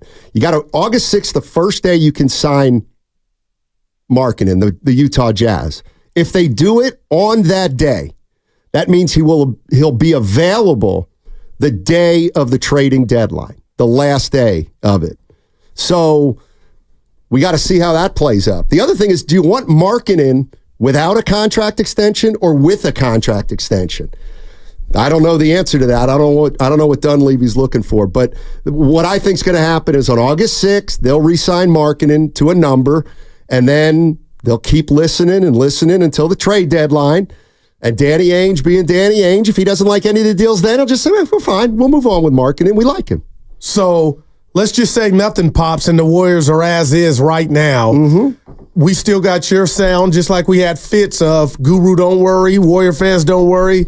If this were to happen and Draymond doesn't get suspended, we got action. Last week, the theme of the week, Stoney, from you, from me, your partner is, you think they got a chance, the possibility they could be better. Do you still feel that way with no marketing deal? Yeah, if everything works out, everything.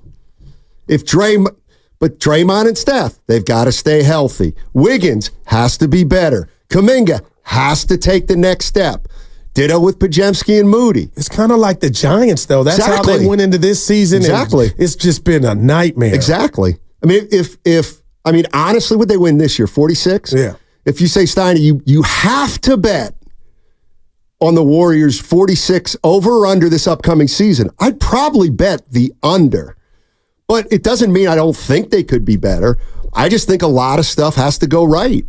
But I don't think the team itself is that much worse by just losing Klay Thompson and Chris Paul. Okay. I just don't. Well, how about this? And I said this at the summit. Shout out Fremont Banks down here, friends of ours now. I said the culture has taken a hit from the levels I had it on. Mm-hmm. And I'm not saying it was a lie, because it's not, and they've won. But I go back to David West when he was saying, if anybody knew what we had to deal with, and we never really got that answer, and things happen on every team and corporation.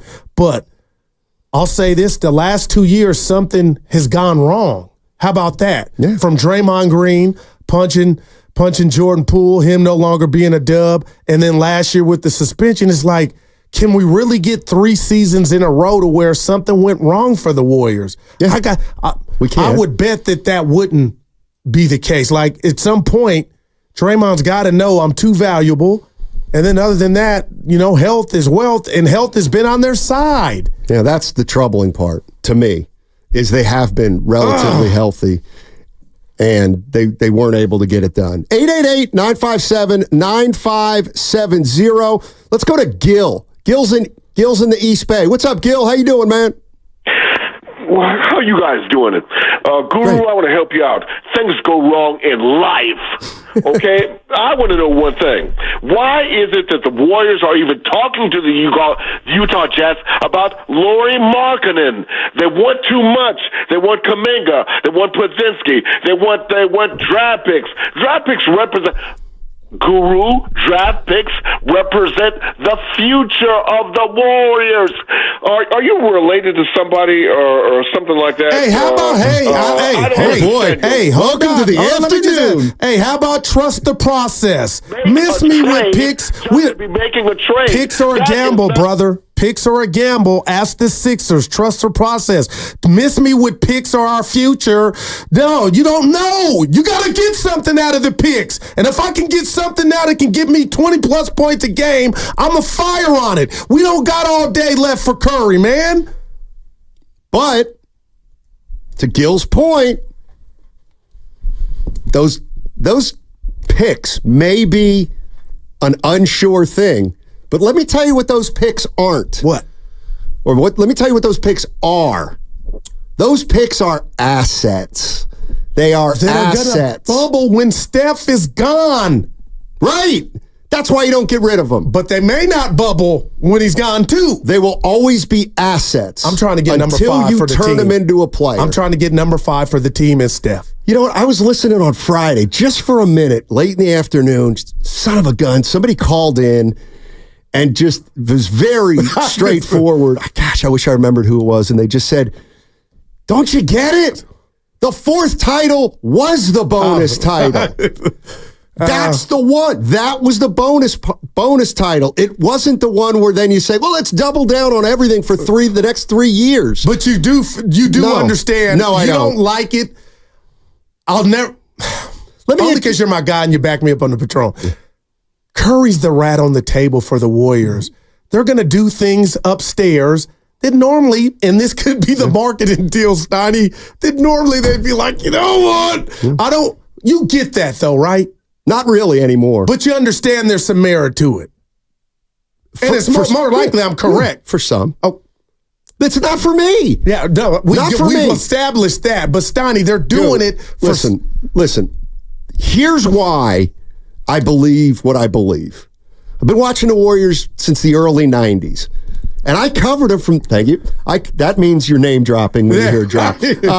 From 2000 and from 1995 to 2007 was the worst basketball that the NBA's seen in a while. Wow.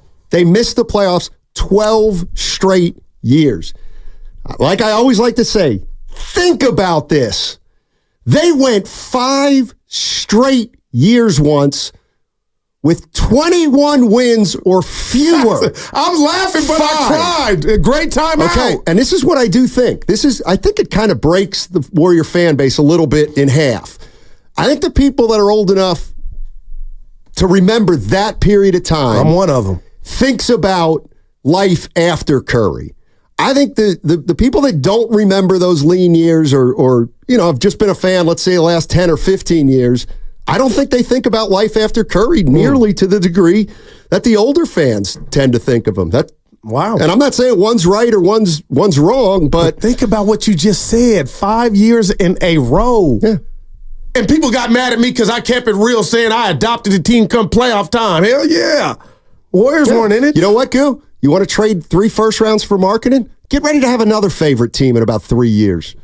You don't know that. You don't know. Well, I'll tell you right now. The Rockets coming out to play. I mean, it's Pierce Evans, Steiny, this is to you on the YouTube chat, says Kruger was saying that Friday. So maybe you turn No, it was on a our show. caller. It was a caller. I was just reading what they wrote. A caller. Wait a minute. So you didn't turn us on. Actually, it might have been Kruger. It is funny. You know what? It may have been Kruger. He said the 4th title was a bonus. I don't remember it. And not Arvidas Sabonis. You're in your bag. Let's quick get Cameron in here because he was good enough to call back. What's up, Cameron? How you doing, buddy? Yo, appreciate it for getting me back on. Sure. But I was saying, quick, please don't cut me off. But this is Curry time. Get Curry to his 6-7 championship. Fuck the future. Curry deserves. Well, I'm glad I waited for that. Not 5. I think he was talking about 6 or 7. Well, that's because I think he was preface saying, it by "Don't cut me off." No. Yeah, when he drops the F-bomb. Yeah. No, I think he meant trade Curry so he can get his 5th or 6th title. I apologize if you think that's where he was going. I think that's where he was going. Because he had to, right? Because 6 or 7, buddy, we trying to get 5. Buddy, we're trying to get to the playoffs or back. Exactly. Dude, I can't believe you brought up those 5 years in a row. Why wouldn't I? It's history. Those who are insane go revert, and it repeats itself. What? Something like that. Yeah, that was an F. Yeah, definition of insanity. Oh, well. No, we actually just heard an F, but what did he say? We just actually heard an F, which was your rendition of what you thought you remembered. No, I was purposely mixing. It just didn't come across well. Goodness gracious. That's on me. 2-6. First hour in the books. I am drained. Flat out drained. He deserved it. Thank you. Steve Kerr. I'll tell you what. He better get his act together. My boy Skip texted me saying one of the callers that had a bad connection who was bringing up Team USA, he thinks was going to go with Kerr. It's just funny that people go with Kerr in his rotations. It's funny you mentioned that because that was Cameron in Antioch. Oh, boy. Come on. Leave Kerr alone. He's got 4 rings, baby. Cameron's just texted in and he apologized for the F-bomb. But you really can't once you do it. Well, if we get it, if we dump it in time. Yeah, no, Evans, a hockey goalie. He always does. Yeah, he's about 33% on the dump button. 888-957-9570 is the number. We're an hour in. 19 more to go. I'm tired. 19 more to go. Hey, what's coming up on the game is presented by Fremont Bank, celebrating 60 years of full-service banking with no compromises. This week, we're all jacked up on 95.7 The Game, and it's presented by Jack's Restaurant and Bar. Want to save on some of the big...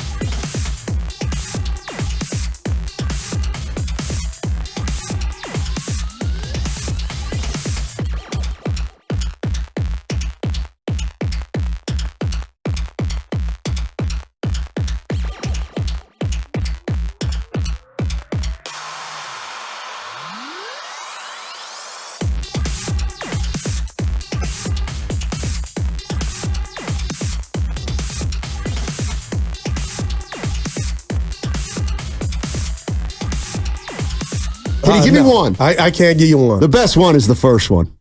The finisher. He's from Finland. Look at his game log. He's from Finland. For the seasons. That's but give me 3 more. Lauri legend. Okay, that's actually not bad. Evan, I'm not mad at it. When I saw it the first time, I'm like, that's stupid. But then when I said it, I think I know what they're after. Lauri Bird. That's awful. And then the marksman. Now I like that. Yeah. Oh boy. I got it before you grab. Yeah. I mean, ask me what I'm thinking. Just about in life right now. Hey, Goo. What do you got in your mind right now? I'm disappointed in myself. Shasky point blank range asked you, Bonte, and myself your favorite home run derby. And I had nothing. Like, that bothers me. That's what I think about later today. How do you not have one off you? Okay. I watched them all, but Evan, I had not one that came to mind. What is that? That's a pretty obscure question. It was the worst question I've ever heard. It's not like asking what's your favorite dunk contest. But he was let down. I saw it in his face. It's a terrible question. I would only know which one mine is because I've been to multiple. The only reason I knew which one to mention was because I know you were at that one. That's the only reason. That hurt me. Asking him was with your favorite one. What's your favorite home run derby? What? Right. I'll be ready for him tomorrow. That's got to be an open book test. What's your favorite NBA skills competition? Well, now I don't feel bad then. No, you shouldn't. You absolutely shouldn't. I'll be watching tonight. We're talking about Lauri Markkanen. Let's go to Pete in San Ramon. He's been waiting the longest. Well, actually, Keelan has, but I'll get to Keelan next. What's up, Pete? How you doing? Pete? San Ramon. What's up, Pete? Had to change my whole schedule so I catch up with you guys today. There you go. That's love, baby. These ratings are going to skyrocket. Look, they're already you know what's going to happen. I shouldn't say it. Okay, go ahead, Pete. Sorry. I'll get to the finisher in a moment, but check it out. Watching the Summer League games and the pre-Olympic games, exhibitions. On the Dubs Summer League team, Dante Scott. You know I'm a Maryland guy, Steiny. Oh, that's right. Dante Scott team, speaking of playing a lot, has the Terps all-time records for games played, 162. Well, then he won't fit on the Warriors. 100 might be a changing concept for some people. And minutes played, over 4,700. What position is he? He's a power forward. He's also the ranking fourth and made 3-pointers, 211. Okay. Nice. Keep your eyes open. Wow, good call. My hot take of the day is Moses Moody's sixth man of the year. And as far as Markkanen goes, only way I would entertain him coming here is Wiggins and gets forced onto a trade with Draymond. Straight up. Thanks, Pete. I'm envisioning now Draymond Green apartment hunting in Salt Lake City. That's not a match. We need to steal that bit. Hot take of the day. Draymond, go bye-bye. Because they're all hot, but the one. Yeah. May owe Pete something. Yeah. Unlike that guy that stiffed us on that golf round, I think something happened in Half Moon Bay. I think you went out there or something with Dana. That man ain't called the show in damn near 6 months. Maybe Pay up, Mike. We never got back to him. No. Maybe that's why. Maybe he's tired. That's Maybe he P1. figured, after I invited him for the 6th time. I saw that look in your eye. Something's up. With what? You done made a deal underneath the table to cut me out. Look at you, Evan. Look at him. You don't know that? Call Mike. Summer's almost over. Oh, don't say that. Well, Jeez, dude, they already got commercials for going back to, and I'm taking my daughter back to college. Let me stop. That'll be a lot of fun. Well, dude, you've been doing a lot. I'm miserable, man. Yeah. I'm just flat out miserable. You have no idea. Well, you do. Well, you've been positive lately on the air. A lot of people have been texting. No chance. What's wrong? What got in the cereal? We like it. Positivity. Yeah, we want to introduce the 2 to 6 audience to a positive style. Let me think. See, the 2 to 6 audience is catching me at a really complicated time. Yeah, I was in Tahoe this weekend. Came back from golf. and nobody home. All the kids are gone. Oh, see, that's when it hits. Yeah, they're like the Olympic hostages in 1972. What'd you eat? They're all gone now. What'd you have for dinner last night, you solo dolo? Meatballs. I had that Friday at Original Joe's. Susan's still at home, but the kids are gone. Oh, okay, gotcha. They're all gone now. Good meatballs at Original Joe's. I don't care about meatballs. I care about an empty... I'm telling you, I had them. They were good. I care about an empty house that is too quiet. This empty nest... Rent a room out. Have you guys thought of that? No, we don't trust people these days, especially after Saturday. But, man... What happened Saturday? Oh. Boy. That's incredible. We can't talk about it. No. That's how you get fired. They say race, religion, and politics. You don't talk about it at the job. All we do is talk about race. And if you don't like it, we're going to talk about it anyway. All right, let's go to... and don't tell them how long they've been waiting. People have jobs. Let's get to Keelan in Memphis. He's been waiting for 20 minutes and 6 seconds. What's up, Keelan? How you doing, buddy? Thanks for calling. Man, hey, how y'all doing, man? Doing great, man. Appreciate it. Man, I greatly, let me start off saying I greatly appreciate y'all taking the time out y'all day. For keeping us updated on everything. So, Guru, and I bow to you. Back to you. I bow to you, man. Missoula, the coach of the Celtics, doesn't bow for any man. Only our Lord and Savior. You got to laugh. Let's get into it. All right. Okay, for the Lauri Markkanen trade, what they asking for, Pod and Kuminga and Moody, first-round picks and multiple second-round picks, pick swaps, too much. If they were giving Moody up in the first round picks and the second round picks, I can understand. I trust the process. It's a gamble when you sit up there and you asking for a player and you think you will get the player and you might get somebody that's a bust. So I trust the process in that. It's going to make them sit up there and go into the first apron where they got to build. They trust in their future of building out of free agency, which I can understand it, where you get some legit players with some experience that come out of, that's been in the league for a while. I can trust that process too. But just gambling it's just too much, right? It's just too much, giving away too much. Danny Ainge is a smart player, smart businessman that want to milk everybody for everything they got. Right now, the future would be in Lauri Markkanen hand, because of August the 6th, he got to either tell them he's going to extend, or he'll sit up there and say he's not going to extend, and he walks for nothing, and they get nothing, like potentially like what happened with Clay. But it's just in their hands.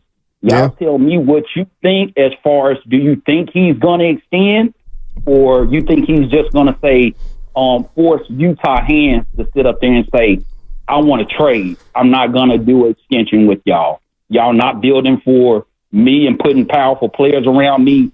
Just trade. Yeah, that's a good question, Keelan. Thanks for the call. Yeah. What do I think about that? I think if Markkanen's not traded by August 6th, they'll extend him. The Jazz will extend him. He's going to get his money. No doubt. Yeah, I think so. Yeah, no doubt about it. That's how I feel. But I think he wants out of Utah. I think he would love to be a Warrior. Do you know something we don't? No, Utah's a mess right now. They got some young talent, but they're a mess. If Danny Ainge is such a great GM, maybe he can do with the Jazz what he did to the Celtics. How many more years are we going to give him? Well, he's only been there a couple, right? All right. I know. I was just asking for a number. Well, 2028? There are no quick fixes in the NBA, despite what Warrior fans think. Well, there better be one here by the Bay. Well, that was an anomaly last year, not making the playoffs. Yeah, it's only happened. Yeah, it's only happened 3 times in the last 5 years. That's heavy. No, I'm not going to say it. No, we're good. No, I'll tell you what. I'm really self-conscious now because we have so many listeners out there that aren't familiar with you and me. And you know how it is, Goo. If you hear me for just a week, you think I'm an A1D. Yeah, 20 minutes. But once you listen to me for 6 months, then you're like, you know what? Yeah, cool he's not as much of a D as I thought, but he still is somewhat one. People know your rep. Yeah. This guy is such a D. Let's go to... This is fun. This. Look how you just like Evan. He's a Pick somebody. Okay, hold on. Let's go to who's waiting the longest. Jonathan in San Leandro. Boy, he's been on hold for a while. Our guy. What's up, Jonathan? I'm off work, guys, so let it rip. You can tell the boss I've been on 30 minutes, 40 minutes. It doesn't matter. I appreciate you looking out, Goo. But my message is more for Guru than it is for Steiny. And Guru, I wanted you to take a look over what Greer's doing. For a long time, this GM was given a lot of criticism saying, you're getting rid of these players. What are you doing to the Sharks? And we didn't let him have the time, as the kids say, cook, or whatever it means. And he has. And we all know, and I know you guys know because, Celebrini, shout out to his dad. We got Celebrini and Will Smith and the San Jose Sharks fans. You couldn't even bring up the last bad years. We're so excited for next year and the future. I just want you to remember that, the future looks bright. And a lot of these guys who are quick to get rid of everyone to say this is for Curry, it reminds me of the back when the Sharks were really popular. I hate saying bandwagon, but I'm going to call it that. I'm a Warriors fan. I want what's best for the organization and what's good for the Warriors. I love Curry. I appreciate what he's done, but it's not Steph Curry Warriors. It's the Golden State Warriors, and you just got to trust the process, Goo. That's all I want to say, and I appreciate you guys. I hear you loud. Thanks, Jonathan. Appreciate the call. Loud and clear. Yeah. Is Kuminga Celebrini? Is he Macklin Celebrini? I don't know, but he's about to get paid. Macklin Celebrini is going to burst on the scene. Man. You heard it here first. And they need a shot in the arm. Who? The Sharks. Warriors. Oh, I'm sorry. He's going to be their Steph Curry. Hopefully. This is Macklin Celebrini. You're listening to Steiny and Guru. First radio bid into Bay. Yeah, nobody can take that from us, even if we get axed. Hey, by the way, remember when I was wrong on this one. Remember when did Justin Herbert come out of the draft? 2021. Remember, I like to do a thing where I see 2020. one highlight of a player and then I make a prediction. Right, with Neckby, too. I never saw one highlight of Justin Herbert. I just saw the way he looked. Yeah. And I was like, he stinks because of the way he looked. Looks like a surfer guy, So I figured he wasn't very good. He was. So I was wrong on that one. You saw him throw a football. Never. Let me tell you who's a player. I saw one highlight of him. Oh, we already got the flag. I don't even know his first name. But his last name is Sarr. Oh. The guy from the Wizards that they drafted. Yeah, I saw two moves. I was like, wow. Those are NBA-looking moves. It's Summer League. Yes. Wow. Yes. But I project him as Alex. Yeah, Big Al. He's good. Good player. Going to be good. You watch. Let's go to Omar's in Oakland. What's up, Omar? How you doing, buddy?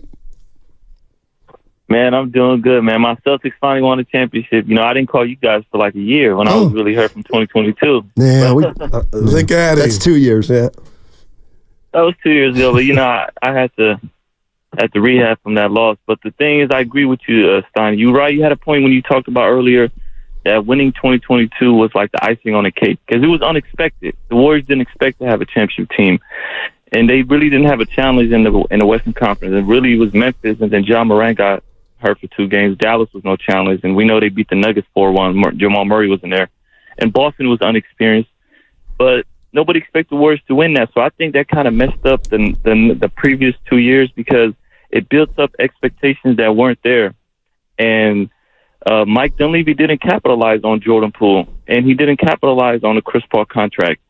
And it's like the Warriors have a good team, but they're not a great team, and they're stuck in the middle of the road. And if you want to do business with Danny Ainge, just look at his previous trades. He fleeced the Minnesota Timberwolves to get Kevin Garnett for Al Jefferson and a bunch of nobodies, Wally Zerbiak. He got Tatum and Brown basically from Brooklyn Nets for all the picks. Right. He got... and then he made another trade he did with the, it was like 3 years ago. Basically, we got Drew Holiday. When he get Drew, you're talking about Ainge. I'm sorry, I thought you were talking about the Celtics. Go ahead.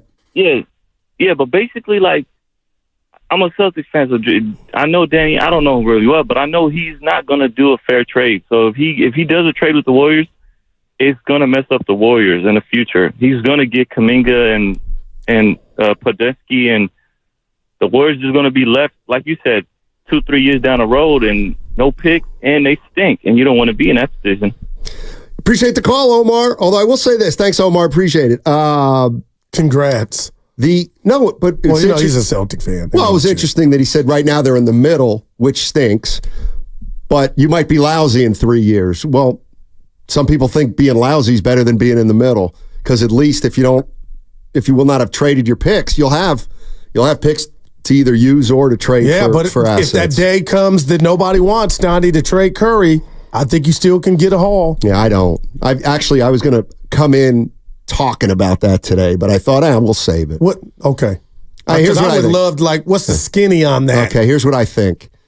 So Steph Curry's got 2 more years left in his deal, but he can get extended on August 6th. Yep. So let's say he gets extended on August 6th.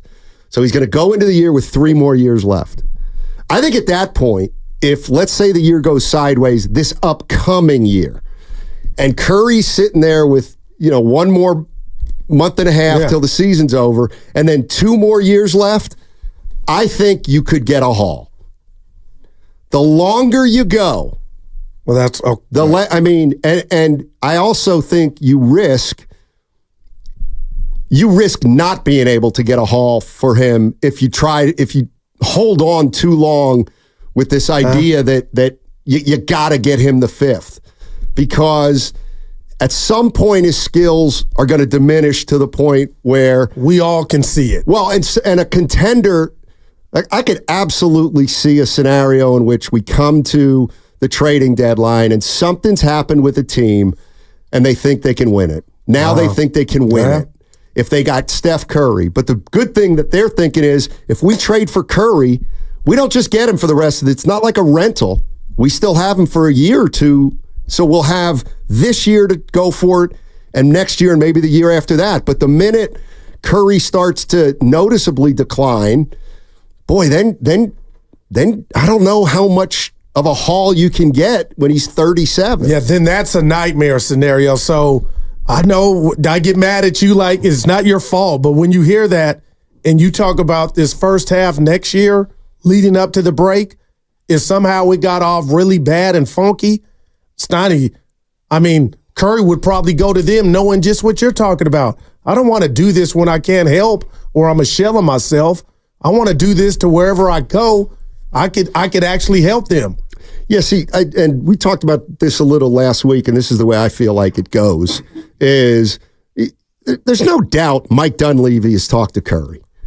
And there's no doubt Curry understands the situation, and while Curry wants to get better as fast as possible, he knows it's unlikely. Curry knows it's unlikely. All right. So if you're Mike Dunleavy and you know all this, you have a conversation with Steph Curry. Either it's already happened or you do it in a month or two, and you say, look, Steph, you know where we're at. We don't even have to explain to you where we're at. You know where we're at. We're going to try to keep getting better with you as a centerpiece. We're going to try to get you a good player right now if we can, but we've got some young players we like. We're going to try to be better than last year, make the playoffs. But if things don't go great, just let us know what you want to do. Wow, man. Just you let us know what you want to do, because we're going to operate under the premise that you're going to be here. And we want you here, and you want to be here. If you don't, if you want to go to a better team, just let us know. We'll accommodate it. I think that's the way it goes. I don't think there's ever going to be any acrimony between the sides. But it's operation, don't ever have that happen. I don't know. I really don't know. Because I do think if you're a basketball person, yes, nobody wants to trade Steph Curry. But if Steph Curry says, you know what, go ahead. At that point, and Curry's okay with it, and nobody's upset, and you're going to bring him back. You're going to bring him back in 3 years, and you're going to give him a statue. I could see Warriors, the front office and ownership saying, you know what? It sucks, but we just got a lifeline. And I feel like a bad first half, partner, this could happen sooner than later. And I'm hoping by every ounce of my body, Stoney, and that's a lot, that it doesn't come to that. But if you're telling me come next trading deadline, the Warriors are 11th or 10th seed, I mean, he's not going. He, like you said, it's almost an insult to him that the Warriors would have to sit him down to tell him where they're at. Right. Which affects him. Yeah. 888-957-9570 is the number. Steiny, along with Daryl the Guru Johnson, will be here till 6 o'clock. We'll be 2 to 6 win? all week long. 2 to 6. It's weird. It's 3:23. Usually I'm like, give me another. It is weird. Yeah. It's a jacked up week presented by Jack's Restaurant and Bar. Let's go to Mike in Santa Clara. Hey, Mike, how you doing? Hey, guys. Thanks for taking my call. Love the mix-up, by the way. Oh, okay. Yeah, I mean, I listen to all the shows, guys, so cool. It's familiar to me for sure. So there you go. Yep, love all you guys. Hey, so I was just talking about, just thinking about, look, if the Markkanen thing, that's too much to offer in this case. It's way too much. I would not feel comfortable with that just for getting Markkanen. But you also still have to do something for Steph at that point. What I was kind of thinking was something a little bit less, but it could still have value, still bring in a veteran.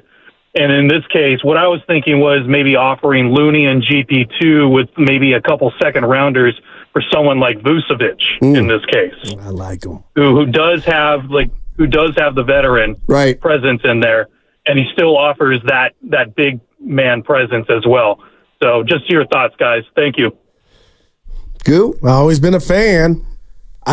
I'll tell you what, I think Markkanen is way, puts the Warriors more closer to the mark than Vucevic, but I would go pick him up, Stoney. I like him. I always liked his little game. Okay, would you take, as you're going to pick up Vucevic from the airport, are you okay with dropping off Pods and Kuminga? Oh, no. No. And that's my you have to give something up. Yeah, but that's not what I'm looking for, to give up Kuminga. I got to get a PG-13. Steiny, I'm saying it, a 27-year-old 7-footer in Markkanen. Plays like a 6'7" player. I hope they get him and we interview him and you say, hey, I told my buddy and everybody listening it's not hard. Play 6'7". It's not hard. Hey, Lauri, how you doing? Matt Steinmetz, Al the Guru Johnson. Welcome to San Francisco. Oh, thanks, guys. Appreciate it. Hey, how come you don't rebound? I can see you doing it. Of course. Yeah. Why wouldn't I? But that's softer than you play like you're 6'7". That's like Kareem on Airplane. What would you want me to say to him? Just what you just said. Hey. No, what do you think about this? I told my partner and the listeners, not many, we're the fourth largest market in radio in San Francisco. I told him you play like you're 6'7". He would be like, you mother. No, in this day and age, he'd be like, well, that's the compliment I was looking for. I love playing on the perimeter. Promise me this before we get out of here. We'll see. We'll see what Jalen Brunson was smoking or doing when he signed this extension. Now, see, this everybody wants every player to take the hometown discount, and then when they do, they're smoking something. 888-957-9570 is the number. Download the Odyssey app directly from our QR code on both YouTube and Twitch. Brought to you by First NorCal Credit Union. For a low-rate auto loan, apply online or just ask for First NorCal financing at the dealer. That segment also sponsored by LifeSource Water Systems. I whacked that thing.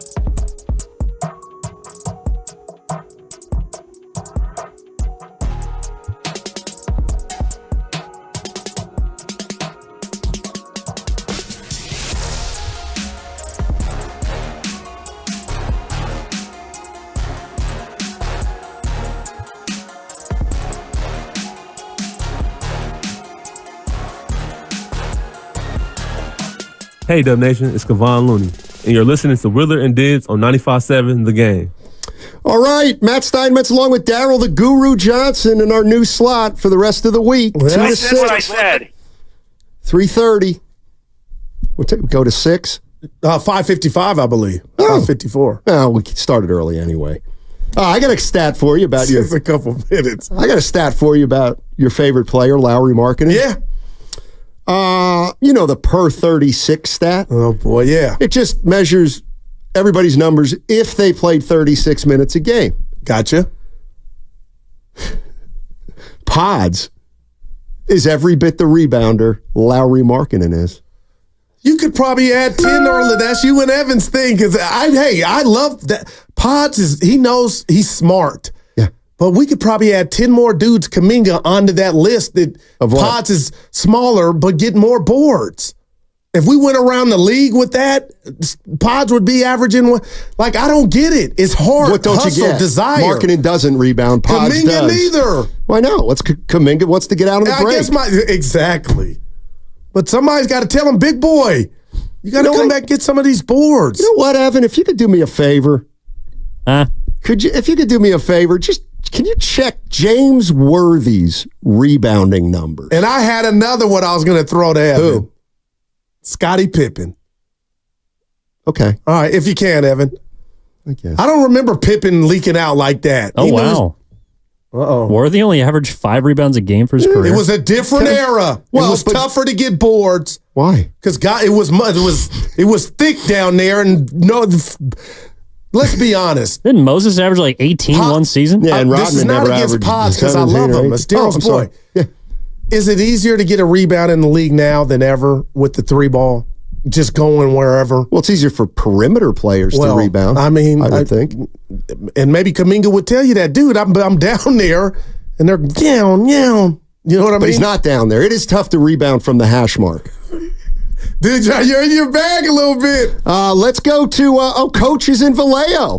This our guy's coming for. He's coming for me. He always does. I love him. Hey, Coach. How you doing? Coach. Hey, guys. Hey, guys. Hey. I like you guys, so let's put the rat on the table, Let's go. By Adco Pest Control. Look at it, let's put the rat on the table, and Steiny, you're a good one for that. I think of all the hosts, you're the one that's most likely to put the rat on the table.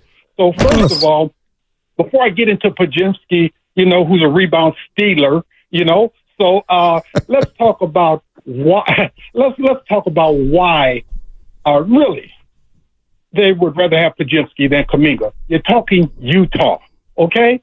Can we be for real about that? Look at the demographics. I think that's important. I hate to say it, but it's important.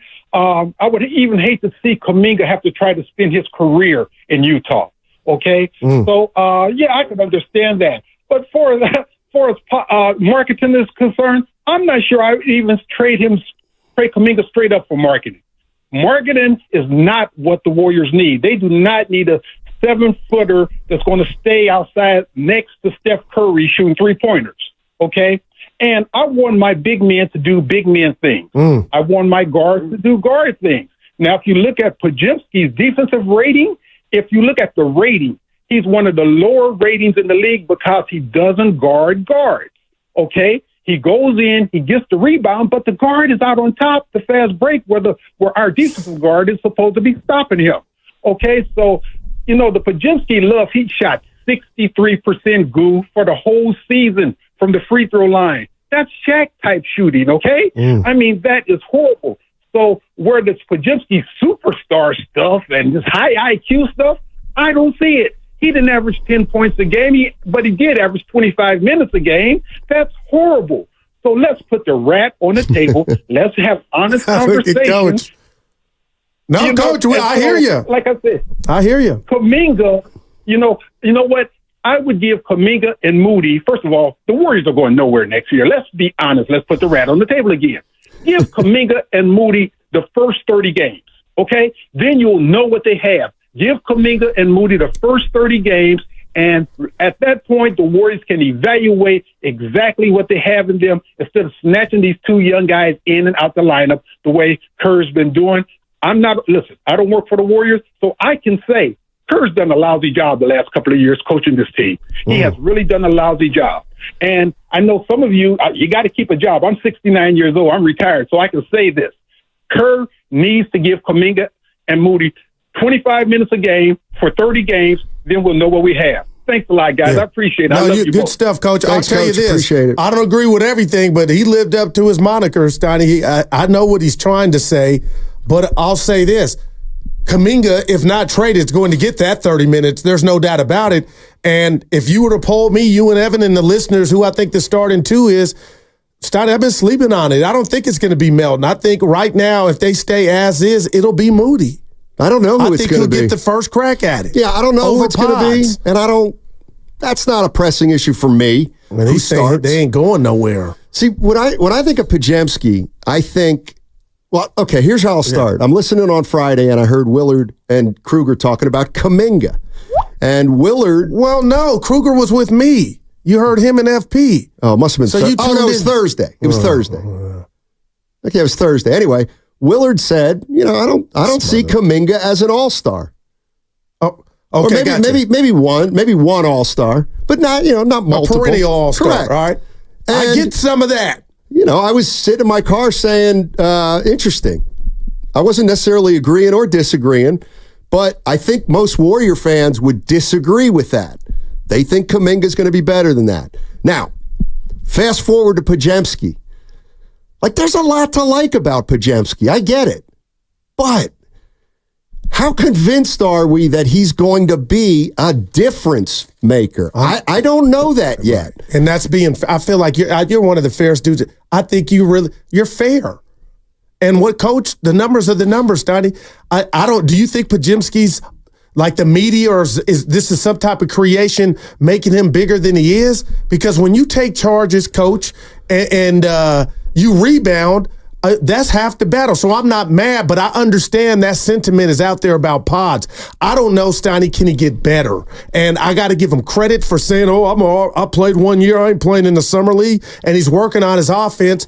But you can work on stuff to a degree.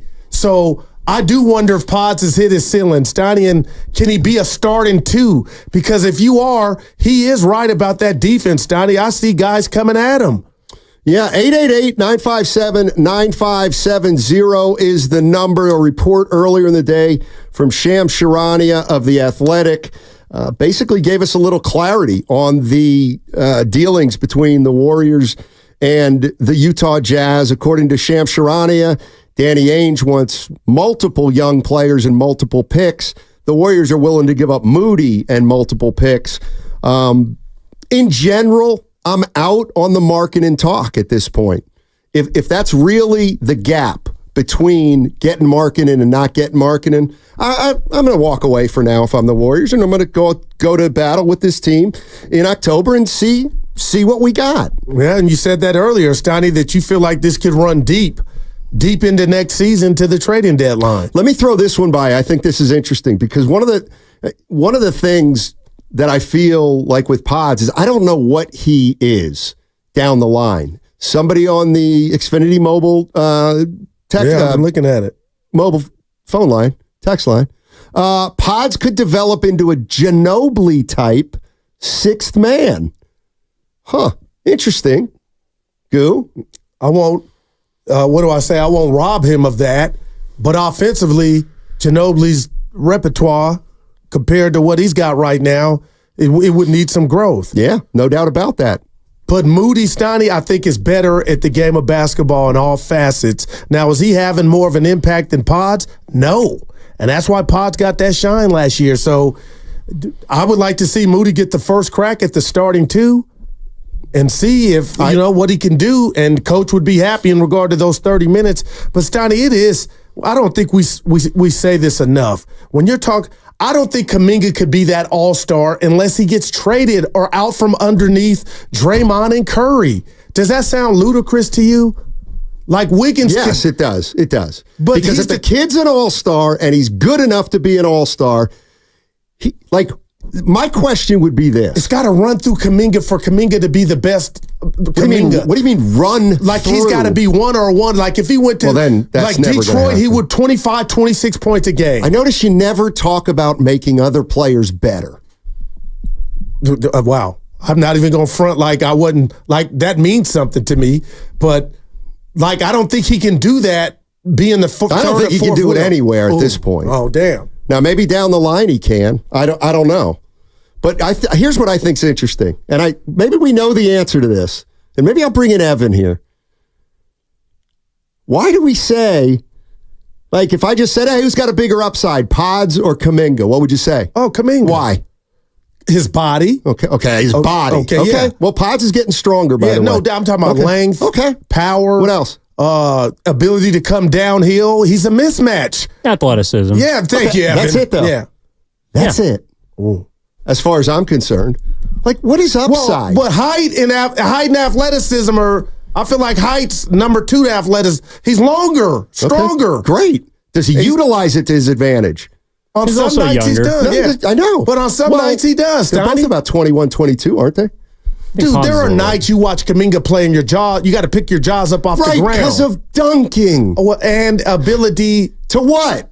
Come downhill on a break and do things Pods won't be able to do because of his stature. Who turns the ball over more than Kuminga coming downhill right now? I got you. Okay. But he's going to get $200 million probably from this team, from us. No, he won't. Hoping that he grows into not being up, that he cleans that up. Give me that. No. I'm not going to give you that. I don't know if the Warriors are going to pay him $200 million. Well, 180. I don't know that. Would you pay him $180 this offseason in the next 2 months? If I know I'm not getting Markkanen, Steiny, I am. Okay. And if you're telling me, the Warriors may do that. And you've been preaching to me the future, and you know what? He may not pop, but Steiny, there's a lot to like about the kid. I just I don't feel he can be the best version of himself until Curry's gone. That's what's scary to me. That's absurd to me. So you're telling me a young guy with his whole future ahead of him is having a problem playing with Steph Curry, the one superstar in this whole league who actually can play tremendously without the ball. So what does Kuminga want? I mean, Steph doesn't handle the ball all the time. It would all be there for Kuminga if he were good enough. But he told us when he didn't go to the media last year, Steiny, almost during Christmas time, he kind of just talked about the ability to have to kind of go through the OGs without having to go through the OGs. And if you know anything about which I know you do, I just would like, and this might not be reality for Kuminga, Steiny, that inner beast, it comes out, but knowing I'm one of our, if not the best player, I think guys like that would hide a lot of his deficiency, knowing that they need me to the degree that they don't need him now when they play. They need him, Steiny, but it's Curry and Dre with the ball. It's Curry and Dre going to take the last shot. Well, one of the reasons that Curry and Draymond have the ball so much is because they can actually pass. Kuminga is not a good passer. He's not. And he's I'm not still developing his own game. So it's I'm unfair. With you. Okay, but you understand that we might extend him a year early. We could, if they do it, he would be getting paid for a lot of things that he would need growth in those areas. Yes. But not the bank. Right, and this is my worry. Ooh. If you pay Jonathan Kuminga $45 million, I hear you now. $45 million, you better be damn sure that he's not just good and that he doesn't just put up 22 a night for a team that's 33 and 49. 888-957-9570. Let's go to GPD in Oakland. What's up, GPD? How you doing, man? Gentlemen, I'm loving you at this 3 o'clock. What is it, 4 o'clock now, man? 3:43. Yeah, 3:43, buddy. You know what I'm saying? Hey, Donnie, you're not a D. We love you, bro. You know, you're a fixture. You're a fixture, bro. You're like a fixture. You've been there for many years, and you're working very well. Yeah, I'm like a old lampshade. I'm a fixture. Meanwhile, the renovators are like, can we get rid of this lampshade, please? Wait. I'm a renovator, Steiny. Oh, boy. And I'm going to let you know. All right. I'm going to let you know. I'm a general contractor. Okay. I do high-end remodels. Oh. There's a lot I'm out of then. good. I'm not a high-end There's guy. a lot of good older stuff. No. Not a good older stuff. It really looks good. GPD, okay, I'm looking for a low-level renovator. Steiny, for you, I you know what? I can hook you up, bro. Right. Look us up. All right. But I'm going to tell you, marketing off the market, man. Come on. Let's see what we're working with, guys. Right? Yes. The youngsters, like Steiny said, they could, if everything pans out, it could all work. Curry, he's a warrior for life. You know what? One thing everybody doesn't take into consideration. Dude has been here for how many years in the Bay Area? He don't want to go nowhere. That may be right. Yeah. Thanks, GPD. Appreciate it. Well, yeah, I don't know what. I mean, his family's here. I get it. I don't know what Curry's priorities are in terms of what he wants to do at the tail end of his career. I think I got WIN. That's what he wants to do. Well, they were a winning team the last 2 years. 3 of 5 didn't make it in last year. Boy. Still got that. I won't delete that game against the Kings until opening tip this year. Okay. That's fair. Nobody cares. Yeah, pretty much. Let's go to Idris in Hayward. Hey, Idris, how you doing, man? Hey, what's going on, fellas? It's been a while now. Look, I'm going to preface my statements by saying I love Kerr. He's amazing. We couldn't have been, but you know what? I'm at the point to where I feel like it's the same old. You know, Curry running the same scheme. Curry running 1,000 miles to get open. The defense has collapsed.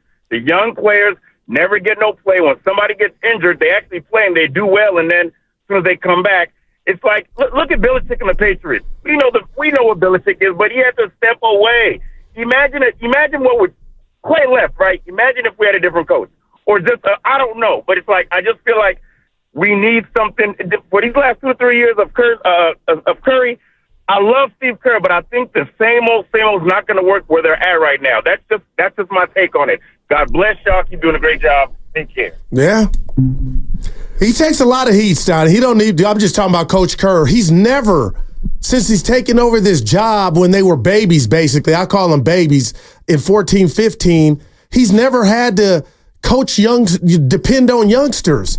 And you know what I mean? Through this whole run, it was veterans. It was getting guys like Sean Livingston and the rest of the gang, Mo Spates. Yeah, who'd they get this year? But I'm just saying, we saw a jump from Pods, and we saw TJD and Kuminga, but some people still hold Kerr accountable for that night in Sacramento where he told Moody, "You're going to be out of the rotation." You're the only one who does that. Oh no, I've been listening to both shows. But okay, can I ask you a question? Because this has always been on my mind. I'm right here for you, buddy. Okay, so Kerr goes up to Moody and says, "You're probably out of the rotation tonight. You're probably not going to play," and then Moody plays. Yeah. So what? And the same thing happened with Kuminga. He didn't play until after he went to the press. So some people are saying he kind of backed into those youngsters playing, and they would have been further along had you treated them that way or gave them that playing time from the jump. Okay, so then give back your 4th title. Give it back. Because if you would have tried to develop him that year, you don't win it. And it's so funny. It's so funny. Nobody wants to give back that chip. We still want to get chip number 5, but we want to give the team to Kuminga, Pods, and Moody. Well, then you ain't getting 5. Wow. You're not going to get 5 anyway. But you're probably not getting 5 for Curry with those guys. The quest for 5. There is no quest for 5. That's the There's title. a quest for the damn playoffs. Please. Quest for technically, 5. I think it's number 8. They have 7 as a franchise. Piece of news from Anthony Slater of The Athletic. I didn't write that. Yeah, he's punk. Brandon Pajemski and Trace Jackson Davis are done playing in Summer League. Hello. I didn't want to say it. Thank you. I'm watching them play. I'm watching them play like, what if they get hurt? Why are they playing? Thank you, Evan. They called Guru, the did you see that near triple-double last night? Yeah, I did. Guru's one of these guys that he could be the greatest radio guy in the world, but I'm not going to play because My voice may get scratchy. Yeah, exactly. You're a radio guy. Andy used to do that to us. You're a radio guy. He was too good to play. Hey, you know what? This guy's a really good basketball player. What's the best thing we could do for him? Well, let's have him not play basketball. My point is, when was the last starting two the year before playing in Summer League? It's never happened. You know what I mean? You want to bet? A starting two. That's Where's he at right now? He's in Vegas. Now Who's he watching? He ain't watching. He's playing. I just don't like that model. You know what I'm saying? There's no chance. Not playing. I love him for being a baller playing. Get his ass off the court and get Curry's ass off the court too. We got a chip to win or playoffs to make. That's just me. For those who are joining us and don't know who the hell we are, I'm Matt Steinmetz. He's Daryl the Guru Johnson. We're going to be on from 2 to 6 all week, courtesy of Jack's Restaurant and Bar. And so what? Yeah. Come on, you get what I'm prescribing? I'm telling you this.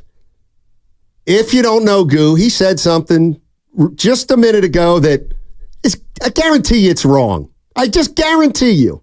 Oh, I talked to the boss about it. What? About the pods model. Tell me the last time a team went on a deep run where they're starting two now guards. It's deep run. Now it's a deep run. It's nuanced, Okay. We're talking about. I know. And here's what we do. Guru likes to walk things back. Thank you, Evan. By the way. Please. I don't Michael Jackson at all. Michael Jackson. I'll tell you what. One thing you might be good at is being a defensive back because you can backpedal. See, now I'm gonna have to bring out the big guns. Because when Willard and Dibbs come in here, I'll deal with you 3.5 hours, and then they come in and you backtrack, and I let you do it. I don't call you out. I'm gonna start doing it. Go ahead next week. Go ahead. I'm scared of Willard. Nate's in San Francisco. What's up, Nate? How you doing, man? Gentlemen, thrilling conversation. Oh, I dig the new slot. Oh, thanks. Goo, I do think you're right. I think Moody's starting at the 2. Yep. One thing I kind of want to push back on some of the callers about is Curry's getting a lot of heat, but you play with who you got. And if you got Steph Curry and he's best off ball, you got to get a backup point guard. You got to get somebody who can handle. Draymond's injured. Draymond's not playing. Are we really going to go back to Chris Chiosa, Brad Wanamakers of the world? I think that's why Pod's a stand. I'll take your comments off the air. Some of my best work, thanks for the calls, Wanna Misser, because that's what he was in the Warrior uniform. But, Stoney, I think Pods is the perfect backup point. That's just me. And that's getting 25 minutes a game. I don't know what he is. I don't mean that in a negative way. I just don't know how he projects out and what the Warriors think is his best spot is. I wonder what he prefer. I will say this about the whole Steve Kerr thing. I think it's absolutely fair. I'm not saying fire him either. Yeah. But the reality of the situation is, if you're going to start playing younger players, it is fair to ask, is he the best coach for that type of team? And what I think we're headed toward this year, I really do. Like, if you look at the 3 guys the Warriors have acquired, Hield, Melton, and Anderson, they fit the mold of veteran players like Spades, Barbosa, Livingston, Pachulia. In other words, guys who are smart, they're professional. And my feeling on that is, if we go by Steve Kerr's track record, he's likely to lean into those 3 guys, maybe instead of the younger players. And how does everybody feel about that? And you know what's funny about that is you left out Lionel Richie, Porter Jr. That's Porter Chewy. Jr. Yeah, Otto Porter Jr. I mean, we missed Bielitsa. Right. And we missed... No, you said Bielitsa. You said him. No, I didn't. No, I said Spades. We just JaVale McGee. Just missed Chewy. The legend Chewy Gomez, who got an email for Employee of the Month, and I'm reading it late night like, is it my name? But you guys don't vote for nothing. This guy. No, I'm serious. Like, I do a lot behind the scenes, and I'm like, maybe somebody voted for me. Chewy got it, but... Okay, work a Thursday, and you might be nominated. Now, seriously, that hurt. Good. Evan, wow. It didn't hurt. I'll tell you what hurt. Is you texted me this morning. Oh, yeah. That hurt. I thought that was funny. Evan, that's what I was getting to. Steiny did too. All right, 888-957-9570 is the number. Don't forget, this week and only this week, everybody's switching shows courtesy of Jack's Restaurant and Bar. We will be here from 2 to 6. Bonte and Shasky will do 10 to 2. And Dibley and Willard are doing the morning 6 to 10. That's for the rest of the week right here on 95.7 The Game. 888-957-9570 is the number. We're talking about the Warriors, their pursuit of Lauri Markkanen. And are you in, are you out, or are you indifferent? 888-957-9570. It's 95.7 The Game. I can honestly say I'm sort of built for this.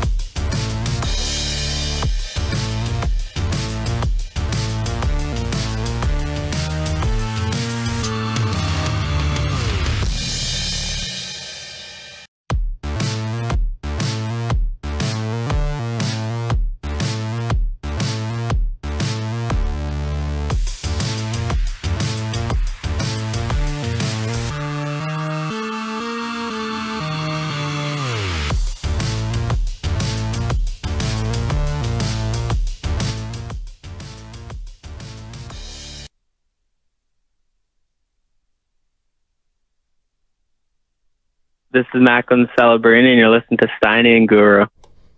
Our guy. Yeah, he took that's his first hit. We're going to need a nickname for him. Get on it, Bay Area. Get on it. I know you're thinking. No, that voice, my boy Joe Frenchwood, Donovan's girlfriend's dad. We hit it off, and we knew each other. Oh, nice. He's listening on his way home. He says, good to have us on the... So he listens to Willard and Dibs, but since we're in it for the week. Yeah, cool. How you doing? 2 hours in. I'm just checking on you. If you need to talk, I'm right here, man. We got 18 hours left. I don't look at it as 2 hours. I look at it as 18. I'm looking at it as 2, baby. It was different today, no doubt about it. Will you gym tomorrow or go for your morning walk, which you had when we were doing the 10 o'clock? Steiny, it helped me. Throwing them things up, them plates early, Evan. Yeah, did take a shower like you play for the Warriors to come to work. That was you only feel Klay important. Thompson one night. What? Every pro player takes a shower after their game. But you know what I mean? I'm taking the shower to get ready to so come you're to like work. you're like an AAU guy. You go play and then you put jeans over your gym we didn't shorts. shower at the end of games at Logan. That's kind of died out. They don't do it now, these youngsters. What are you talking about? They just come out in their stuff. I'm like, that's What? nasty. Yeah. Oh my God. At Logan, we didn't shower after games. Why? Just trying to get to it. That's weird. So you would go out on a Friday My night? son, too, when I'd go watch Daryl, they'd come out. They don't shower. But then you meet your friends? Yeah, we'd go to Burger King. Ew. And I'd have That's gross. Well, that's how we did it. Well, that's not the right way. But if you go around the Bay now, these kids are coming out in their sweats. And let me tell you a little story. Yeah, I'm just keeping it real. This is about why the world's going to hell. I had to take a shower at the gym. Oh. Because my dad was like, if we could save water at home. Oh, you're damn right. He wasn't one of them. I was the poor kid in 5th grade. Please. After Mighty Mites, jumping in the shower, and everybody's looking. That's amazing. Oh my God, I've never seen anything like that. was a real one. Yeah. The water bill. Yeah. Oh, here we go, Goo. Haven't heard from this guy in a while. Priest. Brian in Palo Alto. Man, that's something. I see him on Twitter. I follow. What's up, B? What's up, Brian? Hey guys, how you doing? Dynamite. I gotta say, I don't like the pervasive negative Curry vibe that's kind of been going on here with some of you. I think he's the best player in the history of the franchise. He's one of the 5 best players, in my opinion, in the history of the game. Okay. He has made Joe Lacops mitts. Period. Mm-hmm. He has made the Warriors, I think, one of the second or third most valuable franchise in professional sports. Mm-hmm. And it's because of Curry. Much more because of Curry than Lakeup. Okay. He's a superstar. He's still a great player. And I don't think it's beyond the realm of rationale to say, hey, give him a second option, right? Because he hasn't had one really since, 2019, really. Give him a second option and see what happens. It doesn't guarantee a title. I don't think it can be a title or bust mentality. But to go run it back another year with maybe a 4th option when every other single even playoff contender in the West has a 1st and 2nd option, I think is egregious. Hey B, don't hang up. Sorry. Okay. I'm a fan. I follow you on Twitter. I'm like, damn, he called other shows. He don't hit us. I get it, all family. But listen, my stomach just hurt when you lumped me in because it sounded like you did with that crowd of Trey I'm Curry. Not lumping you in. But let me ask you this. The way Klay left, I think bothers Steph to a degree. I'm not saying it was all the Warriors' fault, but when he made those comments in Vegas last week about, I want to retire a Warrior, but things change in this league quickly. BPA, that got me. That was Curry talk. I'm like, I don't want to see it, but I can't run from it. That's a possibility if they don't get their act together and get them a number 2. Yeah, that's how I take it too. I don't think it had much to do with Klay because Klay wasn't a number 2. Klay wasn't even a number 3 last year. He was an unreliable volume shooter who didn't defend. So, I think get him a number 2, or hey, if you want to continue to play the Kuminga fantasy game of that this guy can't defend, can't handle, can't shoot, but hey, let's give him $35 million, then go ahead. Then Lakeup's made his choice, which is about Lakeup, not really about, obviously, the most important player in the history of the franchise, most important player there will ever be in its franchise. But no, let's prioritize Jonathan Kuminga, who really, he's not a reliable player at all. Anyways, that's my take. Yeah. Wow. Appreciate it. 2-0. Appreciate it. Yeah. Help me, Steiny, with that. I feel like he's robbing Kuminga, but also that's what they're going to be doing, and we just talked about it. What are they going to be doing? Giving Kuminga his bread before he actually. I don't know that. Shows you he's got the butter. Why he's got some stuff. Why do you assume that? Because you guys beat you. You guys might be like right. You beat me over the head, and I can see the athleticism is like Dark Knight. But is the basketball IQ and prowess there to warrant giving him this $200 million? I'm calling it 200, 180, and we don't even know if he has an adjustment to the adjustment. He's got that one spin move on the brakes, Donnie, when they get set, and I'm like, man, I don't know what you're saying. Do you want to give him money or not? I think.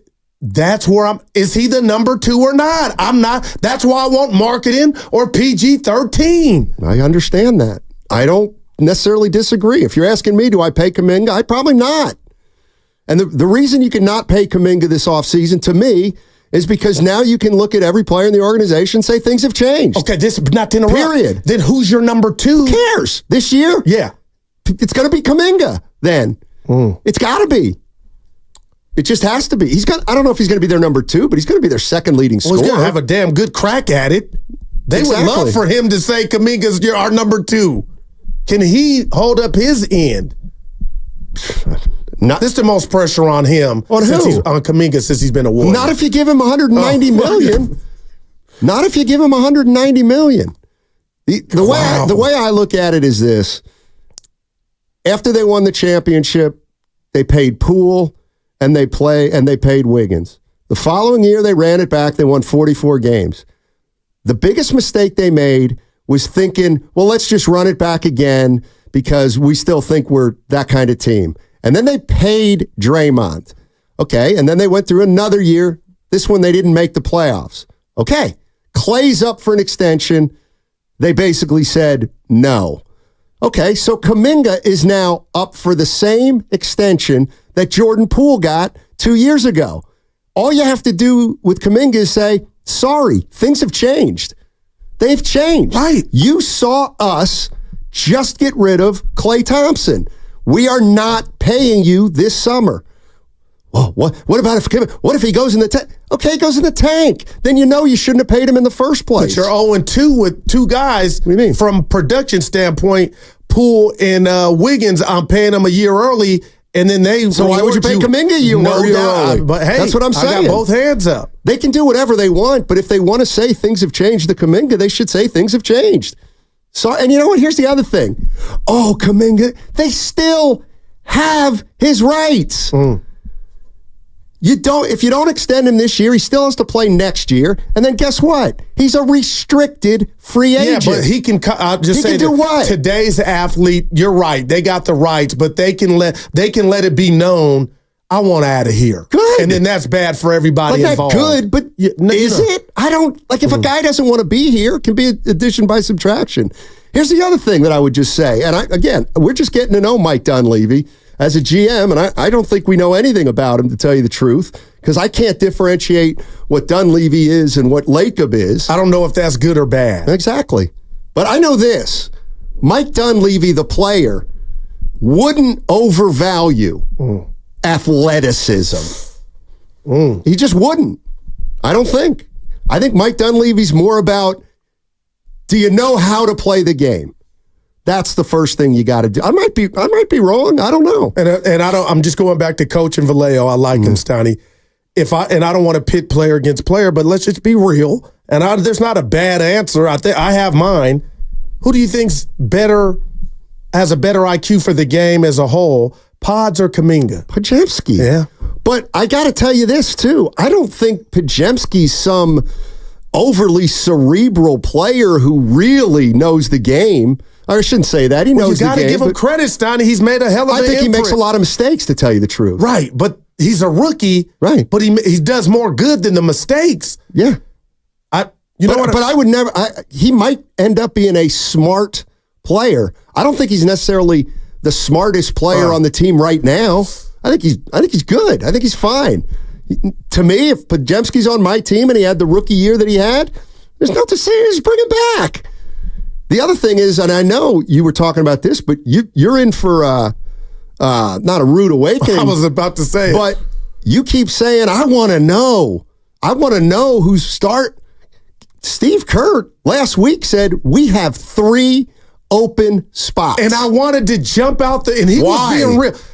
That doesn't equate to win. Well, you're in the West. Yeah. You could go down the list. They know who's starting, and I get you're starting over, quote unquote. Yeah. But when you say it's basically up for grabs, that's what that's where non-playoff teams are. Like, I need some.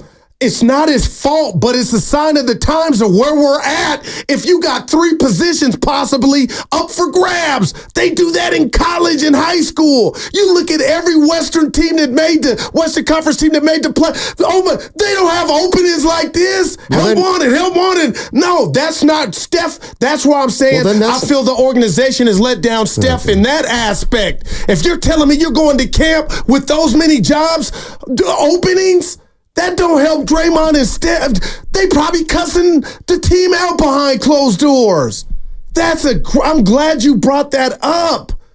Because you can say what you want about it. Let me finish this. And yet you still think there's a 5th title somewhere out there. Well, you said 48 wins, 46 wins. I said if everything falls into place, I could see them being better. Because we could laugh at Phoenix. They know who their starting 5 is. So, and what's that gotten them? Look at Memphis. Who's guarding Ja? We don't even know who's going to... Like, it's scary times right now is all that I'm saying. Well, that's the way you look at it. I don't necessarily look at it that way. Well, you brought that. I'm doubling back to that. Why did you bring that up? Because you said it like it was a concern. No, it's not ideal at all. I said it because you are infatuated with knowing who's going to be the starting 5 of going into the season I think with that means something, partner. Okay, I don't.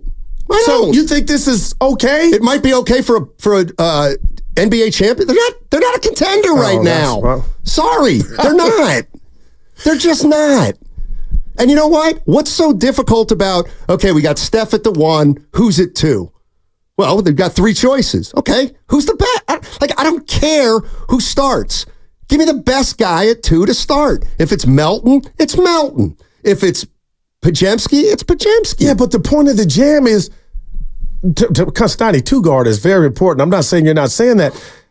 You want somebody to be far and above. Well, they don't have it. They don't have one. That's all. That was my point. And you know what? Was Clay that guy last year? No. He can score you 30 on a night and win your game. He had a bad season, Goo.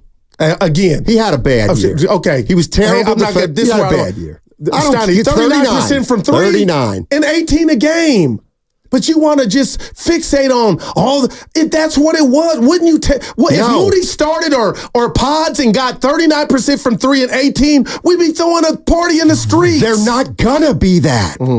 They're not. Who thinks that's a loss then, though? You don't think you can make up for it in other areas of the game other than shooting? I love the game too much to say no to that because I know better. But Steiny, it starts there. What do you mean it starts there? You got to strike fear, and that's the help I'm talking about for Curry. Offensively is my number 1. That's at the top. Who's going to who's a threat? And right now, Buddy Hield might be better than Clay right now. He might be. And you know People what? telling me to get over it. Definitely you need to get over it. I don't that's. See, it hurts because I'm looking at them through that prism. Well, why when you just rip them for not having 3 starters named? Well, that was after they let Clay kick Clay to the curb and couldn't get nothing for Chris Paul. Well, I'm just saying, if you're so I don't think Curry has more help than he had with Clay. That's where it's at. Right, and I don't think Clay was much of a help last year. I don't. And I absolutely allow for the possibility that Melton, who's a better defender and more athletic, and Hield, who's a specialist, and Kyle Anderson, even though he's not going to play a lot of 2, is a really smart cerebral player. Yes, they could make up for the loss of Clay. Well, I don't want to play on words, but is Melton's back healed? I don't know. If you get where I'm going. I mean, if it's not, then blame Rick Celebrini for signing a guy who's hurt.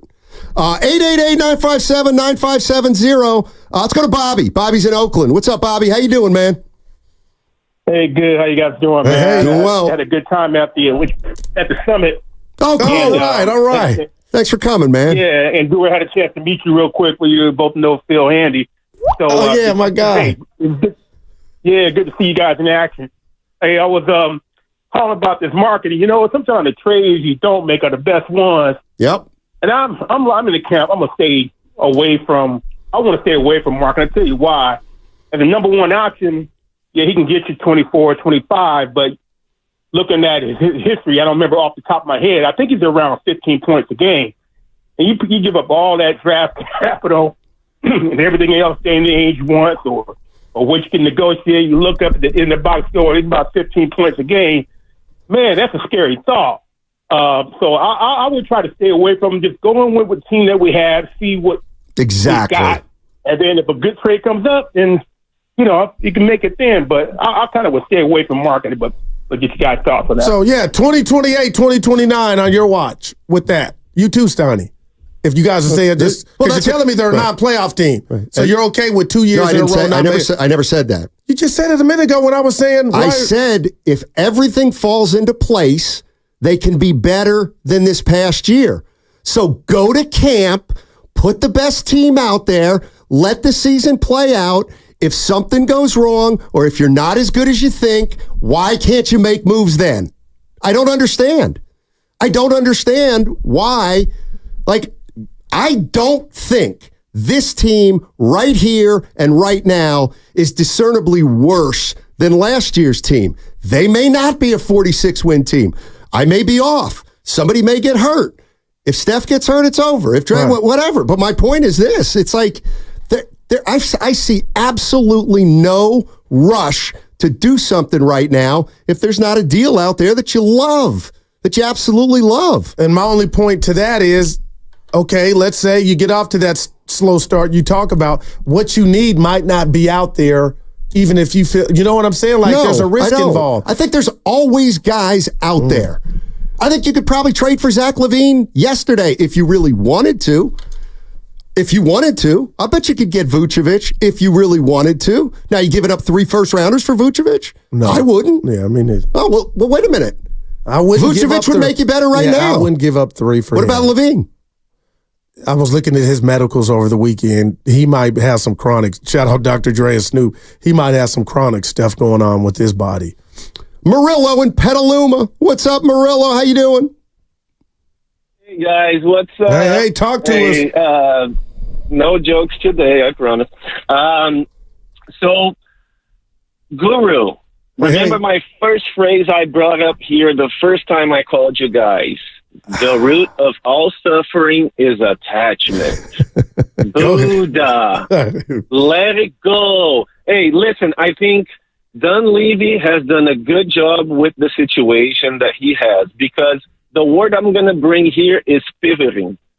Pivoting. He put the team in the club in a position to pivot. You have a solid roster. You might as well be better than last year because you don't have the baggage that you had last year. And yes, you're coming into a camp as a coach. You should say positions are open, because the very reason why we had problems last season is because you didn't clarify that. So make it clear. Nobody, aside from Draymond and Steph, nobody should have a position in the team right now. That's the reality. Right. And the reason why I think they should pivot is because the Warriors should aim for the deadline. I see the West right now, aside from Oklahoma City and maybe Minnesota, I don't see clarity in these rosters. A lot of teams lost players. And Guru, to your point on Kuminga, you shouldn't pay him, because the last superstar that demanded money from a team and didn't get, who was that player? Paul George, right? He had to walk away. Kuminga can't just walk away. He's restricted. So you should let him play until the deadline and see what he's worth. If he balls, then you extend him. If he doesn't ball, you trade him. And if he's pouncing because he wants out, then you have somebody that you can trade for what you want. But you shouldn't. The Warriors are in a position that they should not panic and try to call anyone, especially Danny Ainge. They should just stay quiet. If you think you're going to throw 2 first-rounders in the future for a help for Steph, just wait until the deadline. That's my point. Thank you, guys. All right, I hear you. The show. Thanks, Murillo. Appreciate that. I'm kind of with Murillo. The last caller, he robbed Markkanen, 18 points a game career. Said about 12. I just think that if there's not a deal out there right now, don't make one. Plain and simple. If you don't like the deal, don't make it. Go into the season and play. Play basketball. You got 12, 13 guys on the roster. Yeah, and I agree with that. My whole point was nobody can sell me on 3 spots being open a good thing. That was my. It is when for I heard Kerr say you know that. what? I'm going to disagree, just to disagree, and that's what I do a lot here. If you're just joining us, I think it's a great thing for a team in their spot. And you know why? Because they didn't make the playoffs. So, in fairness, you didn't make the playoffs. Ain't nobody has got anything handed to them. You didn't make one the of the playoffs. dudes ain't even on the team anymore. B, you're a 46-win team, which means you don't necessarily stink. And I'll ask you the question for the last time. What is wrong with competition at practice? Well, it's nothing. Well, then this should be fun. Let's see who emerges. But you know what I mean. Yeah, but they're not the Warriors of 2020 anymore. And I'm having trouble dealing with it. It's 2024. Go ahead, Ev. Do you guys think that the Warriors almost would prefer that the Jazz extend Markkanen? Because then you kind of, number one is value, but you also know if you trade for him, that you know how many years he's going to get. I'm going to say yes to that. The downside is that you wouldn't be able to trade for him until the deadline. Right. So by that point, your season might be over, but it also could be budding, and he might be the final piece. So in a way, I think the Warriors are kind of standoffish for smart reasons. I think that's got to factor into it. Do they want to trade for Markkanen, who they have multiple years for? It cost certainty, a contract that Ainge signed him to, or do they just want to get Markkanen in here and then they'll just extend him? I do think I don't know the answer to what would be more attractive or less attractive to the Warriors. I guess off the top of my head, I'd think the first, just because they'd have one more option. But I don't know. I don't necessarily understand. Not understand. I'm with you. I'm not sure either there. Let's go to Bud. Bud's in Oakland. What's up, Bud? How you doing, man? Steinmetz, baby, and Blue Chew Goo. What's up, baby? Listen, right?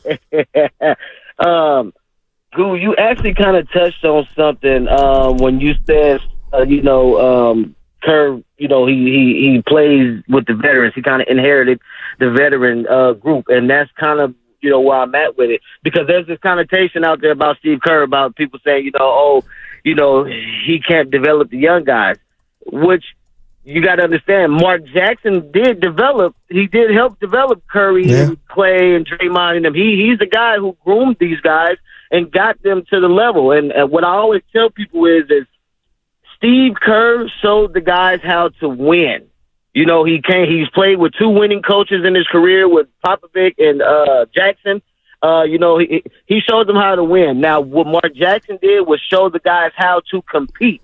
He got those guys up. He got everybody ready. He showed them how to compete. So with that being said, the team has some youth around them. Why don't the Warriors just try to pluck some of the coaching staff that Mark Jackson even had on his coaching staff, or even get Mark Jackson in there on the hire? You guys are not going to bring him back as a coach, but you guys see what he was able to do with those guys who is a pillar for what the organization is and what you guys are trying to get back to. He was the starter, the originator of getting those guys up to that level. Like I said, we got to give Steve Kerr his credit. He showed them how to win. But you got these young guys who need to learn how to compete and compete at a high level. You guys need to just get Mark Jackson back in there and plug his brain, or at least hire him somewhere on the coaching staff behind closed doors, something where whatever his group is that got Clay and Steph and Dre and all these guys ready. Because what they was missing was some veteran leadership. And when Steve Kerr came in, they were basically veterans already, but he added some extra pieces that got these guys up to the next level. So that's just what I'm thinking, man. Maybe they just need to get Mark Jackson back in there and some of his guys who's on that coaching staff and try to get these young guys up to speed, man. Thanks for taking the call, fellas. You want me to go? No bigger fan than hand down, man down than Daryl the Guru Johnson and Mark Jackson, but I'm still in line from Kuiper. Gone! Also, if you want Mark Jackson back here, how do you like Steph Curry platooning on the defense, or being taken out for defensive purposes? All right, 888-957-9570 is the number. Lauri Markkanen in, out, or it depends what we get for him. 888-957-9570. That segment brought to you by Safeway. Head to Safeway this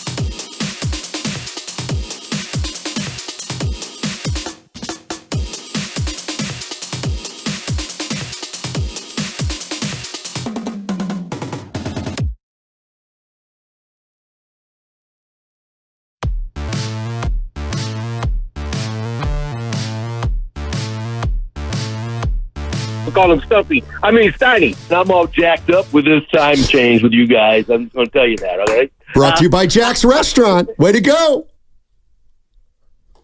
Steiny and Guru here at 4:30. Boy, what is going on here? Usually I'm like, give me another. Yeah, and here's the first problem. Here come the phone calls. What is going on here? Anybody who knows me is probably trying to... Well, it's a spam risk. Never mind. Oh, boy. I don't know. Yeah. They're selling AT. Well, I got to be careful. Stop! Somebody had a breach this weekend. I got an email saying your stuff's been compromised. Like, you can do my stuff so bad, take my social, put plaster it somewhere. You ain't going to get too far. The biggest mistake the Warriors have made this offseason, I should say for the last 6 months, the biggest mistake was putting it out there that they were going big game hunting when everybody who knew their situation knew it was virtually going to be impossible to do that given their salary structure. See, I think that's... I feel you, but that's unfair. Joe Lacob, before the year started, told Tim Kawakami of The Athletic, priority 1 and 1A is to get under the second apron. Period. End of story. Now, to think you can do that and get a big boy, they don't go together. But you left something out. He also told Kawakami months earlier, if this team is currently constructed last year, did make the playoffs, I'm paraphrasing, heads were going to roll or there were going to be big changes. Well, why did he say that? Because he wasn't happy with what... But he can't make big changes. But they tried, I guess. And I don't want to give points. And a lot of people say, oh, that was just fool's gold. Goo, you don't know if they were all the way in on PG-13. But they tried, man. Okay, great. They tried. And now I'm thinking... I knew they were going to try. Yeah. You knew they were going to try. And they still had a 2% chance of landing a guy. Yeah, but I was naivete enough to think that the Balmer would play ball and send PG-13 back here. That's where I don't care if it's Balmer. I don't care if it's Daryl Morey. I don't care if it's Danny Ainge. Well, Steiny, they're still at the plate technically for marketing. Okay. And look where we're at. The Utah Jazz want 3 young players and 2 future firsts. Okay, do it. Then go ahead and make your big move. Well, the Warriors have earned that, though. They've earned what? To be at the disposal of another team because of what you put out on the floor last year, where we're at in the dynasty, if it's over, where we're at with the Curry counter. Like, there's not too many avenues to go. Exactly. Yes, exactly. And even the one where, hey, Steph, we got some young players. We hope it pops. But even if that doesn't manifest into a playoff berth, then you got the possibility of what BPA was talking, which I heard, but now I know it's real, or a possibility. And that's getting the chef out of here before he's not playing meaningful basketball. I'll say it again. The Warriors putting out to everybody under the sun that they were going big game hunting when we all knew that it was going to be so hard to do it. To not only find the player you want, but then to give up the players you wanted to give up and keep the ones you want to keep. And then figure out how many draft picks you'll have to give up. And oh, by the way, you got to do all this and shave salary. Like, people are like, boy, they let Chris Paul go for nothing. Yeah, they had to. They had to come off money. They just did. So, but if there was a deal for them to get something worthy of paying, Steiny, they would have did that with Chris Paul. They kind of exactly. The team would have been better. So they may have sold a bill of goods to us fans. Oh, Chris Paul, he's value. $30 million expiring. Okay. What did it get you? You were going to have to take $30 million back, and you're in the same spot.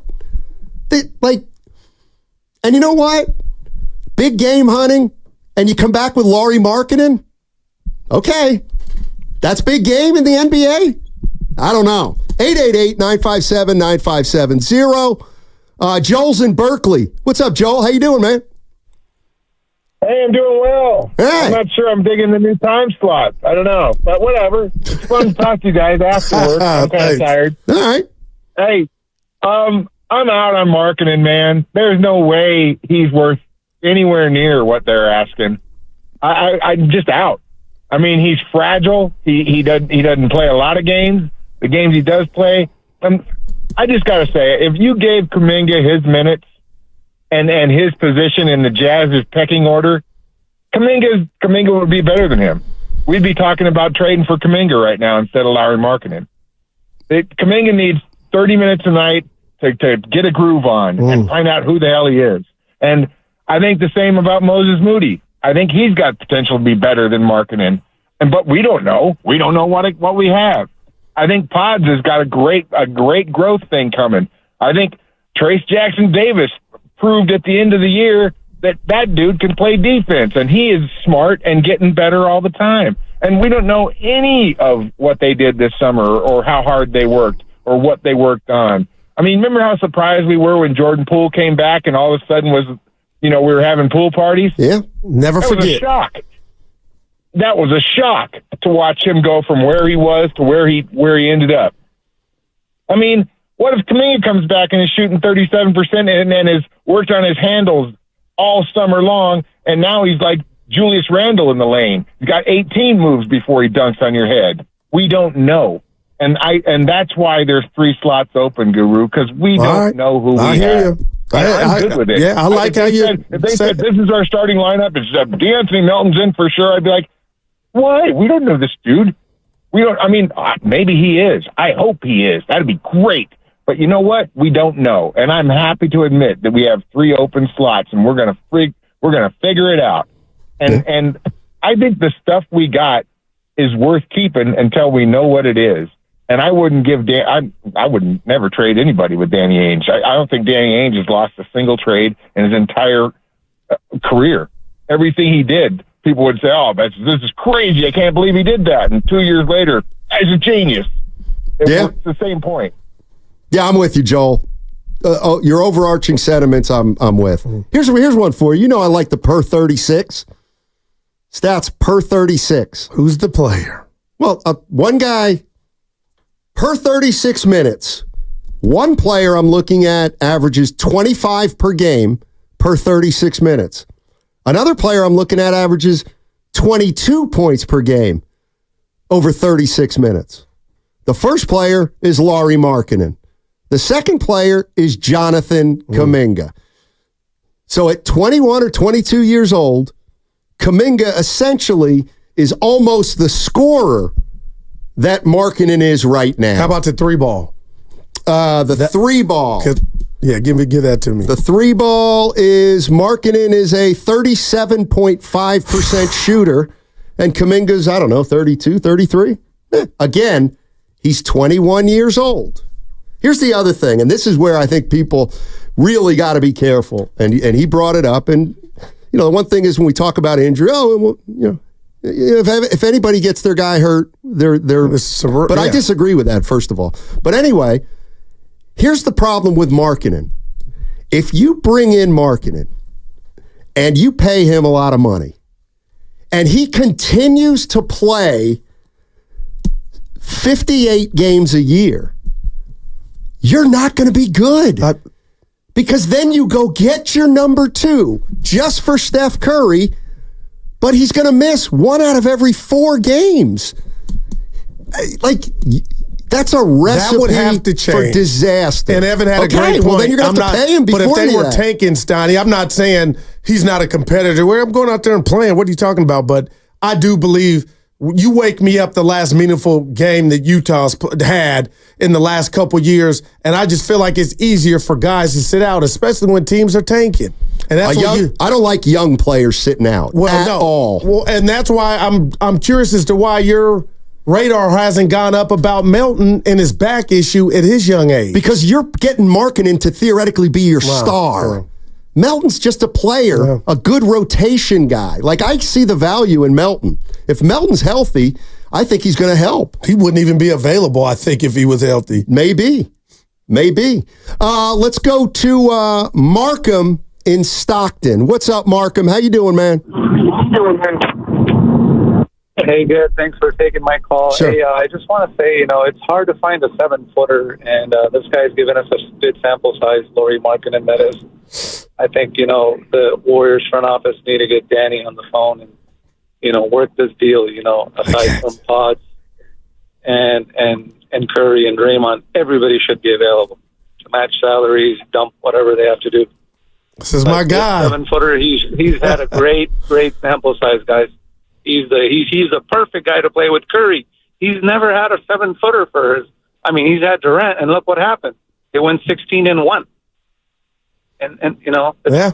I mean, it's not like I'm not saying he's going to be Durant, but the jury's out on this guy, and you guys are hoping to hold it on to something 3 years from now. It's not going to matter. 3 years from now, you'll still be battling for 13th.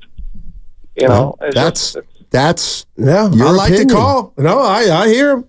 It's your Nobody's opinion. wrong, but I feel that. And your only thing with marketing is now, obviously, is his health. It's everything. It's too much to give up for this guy. That's the way I feel. I could be wrong. And what's funny about that, Steiny, is even if you admit we don't know yet what Kuminga is. I look at here's what I think. You look at it one way, I look at it the total opposite. The fact that we don't know what Kuminga is right, we've seen him for 3 years. We don't know what he is. That, to me, is a positive when you look at if you're going to move him for Markkanen. I know what Markkanen is.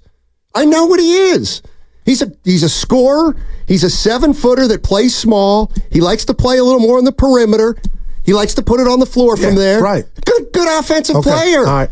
But I would rather, because I don't think Markkanen makes a difference or is a significant difference maker on this team, especially if you give up a lot of guys, I would rather take the possibility Kuminga develops into something as opposed to this guy who's 26, 27, and he is what he is. All right, let me lay this on you and Evan. Kuminga may never be as good as Markkanen, but he might be better.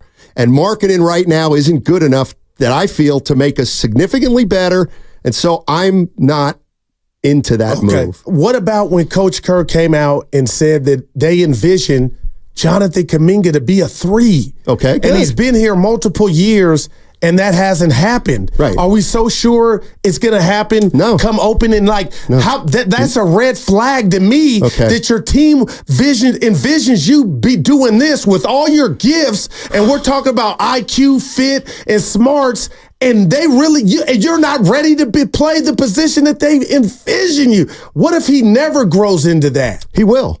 It's just, listen, I've said this a million times.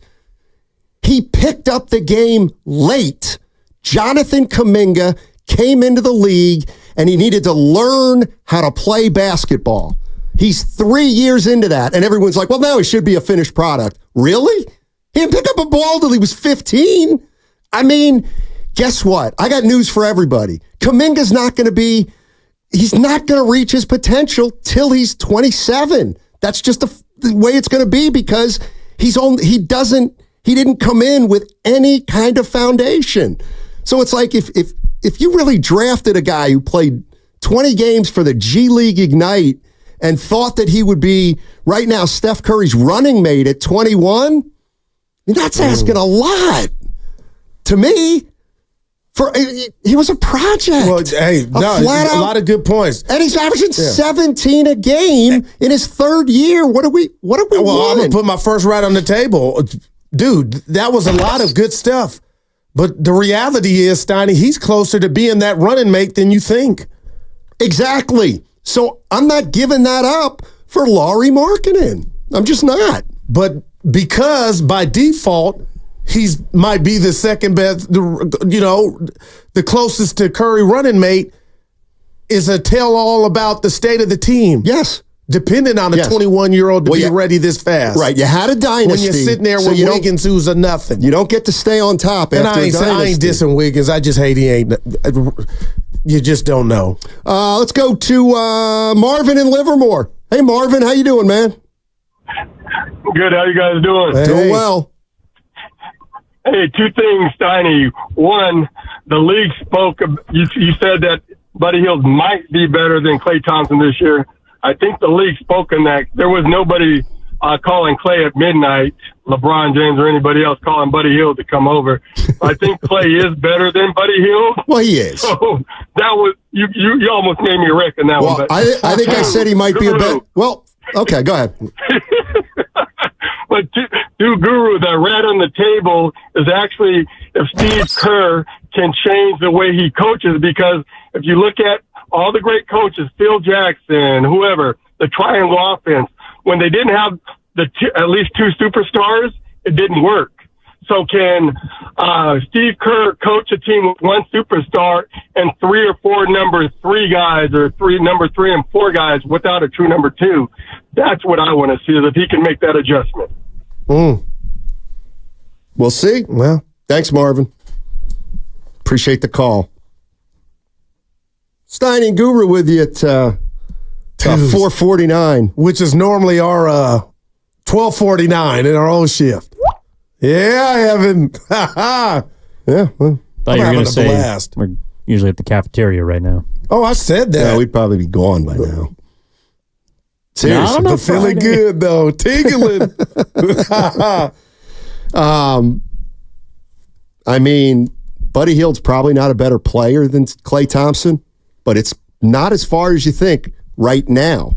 The other thing, in a better situation. The other Clay thing, or Buddy. The other thing is Clay. Hield is as good a shooter as Clay. Okay, so I get it. Clay's better than Buddy Hield, but if they're both essentially the same shooter, Steiny, I hear you, man. How is Clay so much better, or why is the difference? Like, you're not hearing that from over here. What's Clay's second? What does he do second best? We all know he's a great shooter. What's his second best? The second best thing he does. We know what it used to be, and it used to be the most important part of his game, and that was he could guard ones.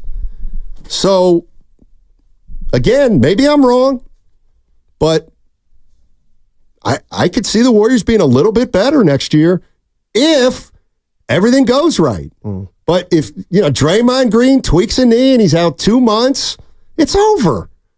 It just is. Like, everything's going to have to go right. Let's go to Big Smooth in Oakland. What's up, Big Smooth? Gentlemen. Interesting to hear you this time of day. I was in a time warp. But listen, man, I think we're looking at this too simplistic. Let's get a guy that can score a lot of points to be alongside Steph. There are other ways to go about this. Personally, I think Markkanen would thin out the team too much. I would much rather have Robert Williams. In my opinion, Markkanen is soft. And when was the last time he led his team to the playoffs in anything? I think we're looking at this wrong. But let me ask you this, Goo, this is driving me crazy. Okay. I keep hearing about real quick, before you go, Time Lord hasn't, you'd let me know the last time he finished the season, but go ahead. Okay, good. I'm glad you brought this. This is the point I'm bringing up. You're Goo, do you actually think that these guys haven't thought about his back? You think they're looking at each other, oh my God, I didn't know he had a bad back. They've looked at every aspect of his back. They've looked at every vertical spinal in his back. They know everything about his back. They're not making moves guessing about his back. Now, what you say about the Time Lord, I think the Warriors have a great training staff. Remember Otto Porter? He was supposed to be damaged goods. He came here. I don't think he missed much time.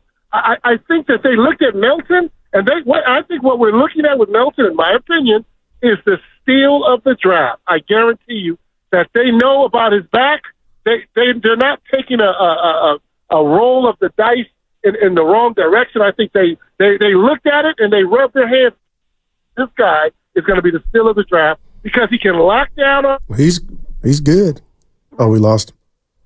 No, Steiner, you don't got to sell either one of us. Evan, he came up with the point about if he was able to stay healthy, he'd probably still be in his former team's uniform. You don't got to sell me on Melton. Dr. Pangea, our guy, Steiny, he talked about the lumbar issue to where when you get majorly active, like an NBA game, and you're going night after night, it could flare up per se. So that's scary for a guy that young. This ain't a foot or a broken bone. He played 38 games last year. I broke my back. And I'm sure they got him thinking, just like Markkanen, he'll hold up this year and Zelebrini will get to him and everything will be fine. That's the last thing I worry about.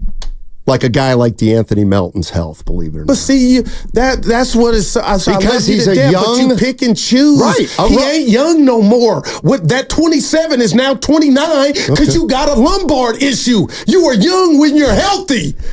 That's all. Lombard Street. But you know what I mean? Right. The reason stuff when it works for you. He's a role player. But if he gets hurt, it's not the end of the world. A possible starter. If you acquire Lauri Markkanen, you're expecting him to be your second best player. He can't get hurt. But Melton can be very important for this team too. That's why they got him for $12 million. And you know what? If he plays well, you may not be able to afford it. Someone said good one, Evan. Dennis is in San Francisco. What's up, Dennis? How you doing, man? D. Good. How you guys doing today? Doing well. Hey, yeah, you're on the afternoon. It's good to talk to you. Yeah, I agree with you, Steiny. Markkanen's not going to bring him over the top. If you look at it, we got an aging superstar in Steph Curry, and then after that, we got, Kuminga, Wiggins, Draymond, who's also aging. I mean, we need a roster overhaul. It's time to rebuild. I've been saying this to you guys for months. It's time to rebuild. It's just, we got to bite the bullet. There's no other way to think about it.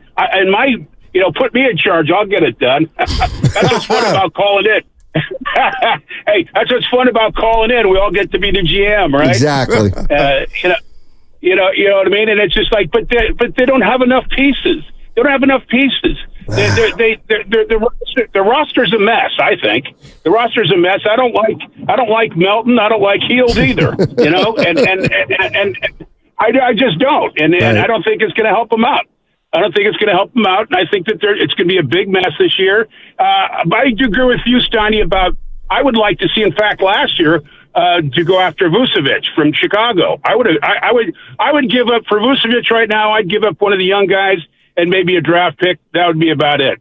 But, we got to bite the bullet. We got to rebuild. Like I said, San Antonio let that roster get old, and they've been trying to rebuild for how long? You know, man. And you know what I mean? Yeah. I mean, it's kind of, what are we going to do? We got to bite the bullet. There's nothing we can do. Thanks, Dennis. Appreciate the call. I was raw and uncut. Let's hope Dennis is wrong, but man. The 925 on the Xfinity mobile text line. This is going to make you want to grab a brick. But that's, you know what? Line. I know it's your line. Go ahead. We have a new audience. That's Guru's line. 925. They are rebuilding. Then my worst nightmare, our worst nightmare is just down the road. Then. Oh, I disagree. Curry is going to be exciting. It's exciting. Well, not watching Curry don another uniform or have to look for a new team. Nobody wanted. We just look what we're going through with Clay. But imagine the chef still with a lot left in the bottle, but this team has ran its course. He doesn't have a lot left in the bottle. Maybe you guys can define rebuilding on the other side. Oh, yeah. Look at Evan. 1 hour left. Yeah. Let's do 2.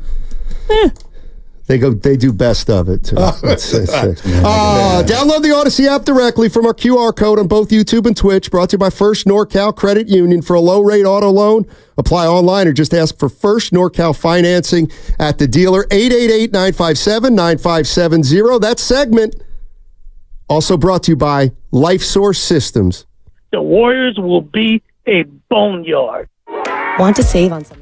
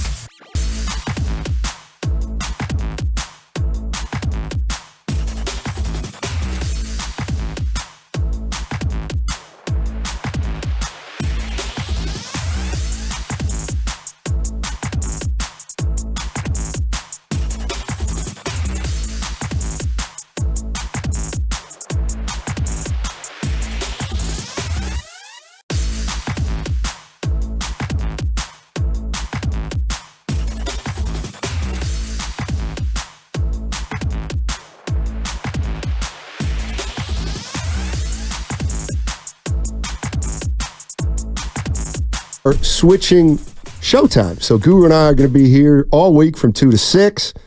Bonte and Shasky, 10 to 2. Willard and Dibbs will be doing the morning, 6 to 10. And that will last through the week. And then next Monday, we will be back to normal. We are talking about the Warriors, Lauri Markkanen specifically. But let me start off the segment with this from the Xfinity mobile text line. Come on, guys. You handled that last caller so poorly. You need to teach the listeners a little bit about how good Markkanen is. And you let him say Vucevic would be a good addition, and you didn't push back. Come on. And if that guy will get a Q-tip and clean his ears, I've been preaching or singing the praises of Markkanen for almost 2 weeks. Yeah. Here's what I think. Help me out. I don't love Vucevic. But let me tell you something. It's not like Lauri Markkanen is significantly better. So, just for kicks. Just for kicks. You know what I did over the break? Let me see. What? Oh, you're about to tell us. Yeah. Anybody remember real quick what happened when the Bulls came in this past year against the Warriors? Oh, yeah. Anybody remember? Curry got hurt. Okay, that I don't remember. Pods missed a layup at the end. Yeah. Yeah. Okay. Curry got hurt. You remember what else happened? Didn't DeRozan go for like 40? Yeah, you know what else happened? I don't know. Vucevic had a nice game. Oh, that he did. He went for 33 and 11. 33, 11, and 5. Draymond wasn't out there. That's what he did against the Warriors. Lauri Markkanen. This is so fitting. He had 19, 5, and 0. Okay, the first game they played the Warriors. 19, 5, and 0. Not one assist. I know Utah stinks. Who's going to throw it? No assists. Oh, they played. Then he had his revenge game. He had 20 the next time. He was 6 for 23 from the floor. Lauri Markkanen. 6 for 23 from the floor, and your 7-footer takes 11 threes. If you can't beat him, join him. 4 for 11 from three-point range. 20 points.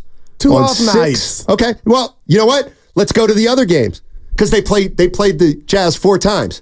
Okay, let's go down the game. Oh. Wasn't there. He didn't play the third game against... and he didn't play the fourth game either. Tanking. So, there you go. I still want him. I know you do. You love the idea of going 6 for 23. Well, in that case, the Warriors should just go out and try and get Fontecchio. He killed him, I like him. Yeah, he's in Detroit.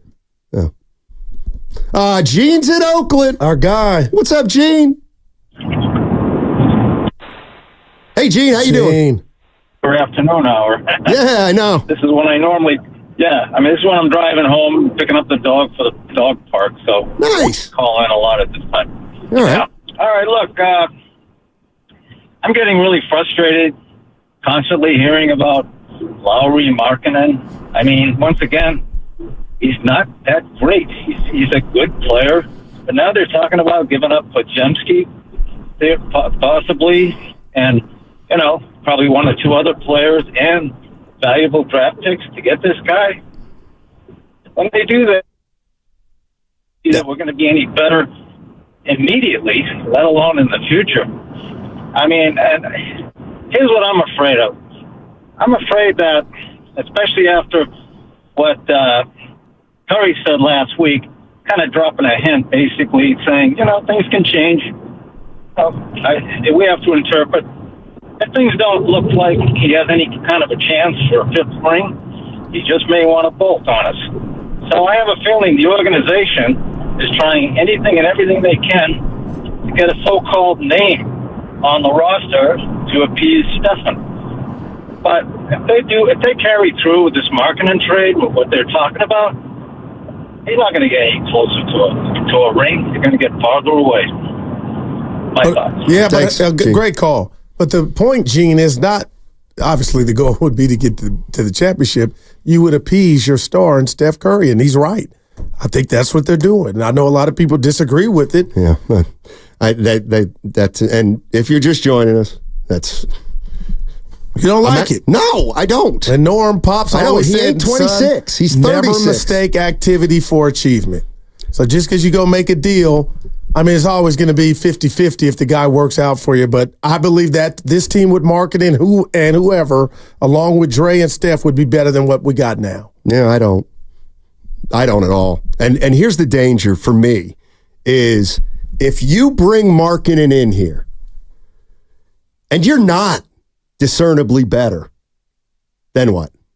And now you don't have Kuminga, and let's say you don't have Moody. Curry's going to have to keep his mouth shut. Because we went and did what we could. Let me ask you a question. You know what time it is, Do you think Steph Curry thinks that if we get Markkanen, we got championship fever? I'll do you one better. What does he think right now?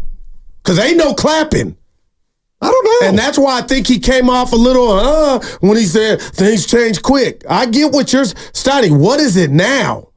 What's he saying now? What's the difference between now and last year at this time?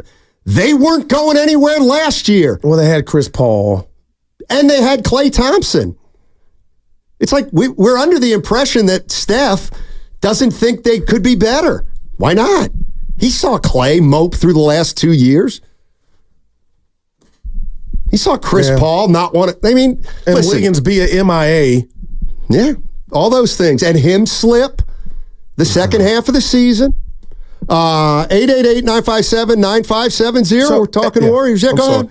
Evan said it before we got out of here. Yeah. So are you telling me you can please both masters, Donnie, by I mean this, by actually rebuilding and still having Steph and Dre on the team? Do you get when I say that? I just want to throw the mic at the wall because they can't do both. They shouldn't. They So shouldn't then even. what? Right. So who are we kidding? Who are we kidding is what I'm asking. Like, who are we really kidding? And this is the part about Draymond and Steph, but more specifically about Steph. This is where I think we underestimate these two guys. They're 4-time champions. They know what a championship team looks like. And this ain't it with or without Lauri Markkanen. Period. There's no way Steph thinks. Now, Steph may be like, we can be better. And listen, here's the way I think Steph's got to look at it right now. You're not going to win 60 games anymore. It's almost out of the question because two of your best players are as old as they are, and they're going to miss games, whether load management or they're going to have to play too hard in the regular season. So I think what Steph Curry is looking at is, okay, we're a 10 seed, but maybe we weren't really a 10 seed. Can we get up to 4 or 5?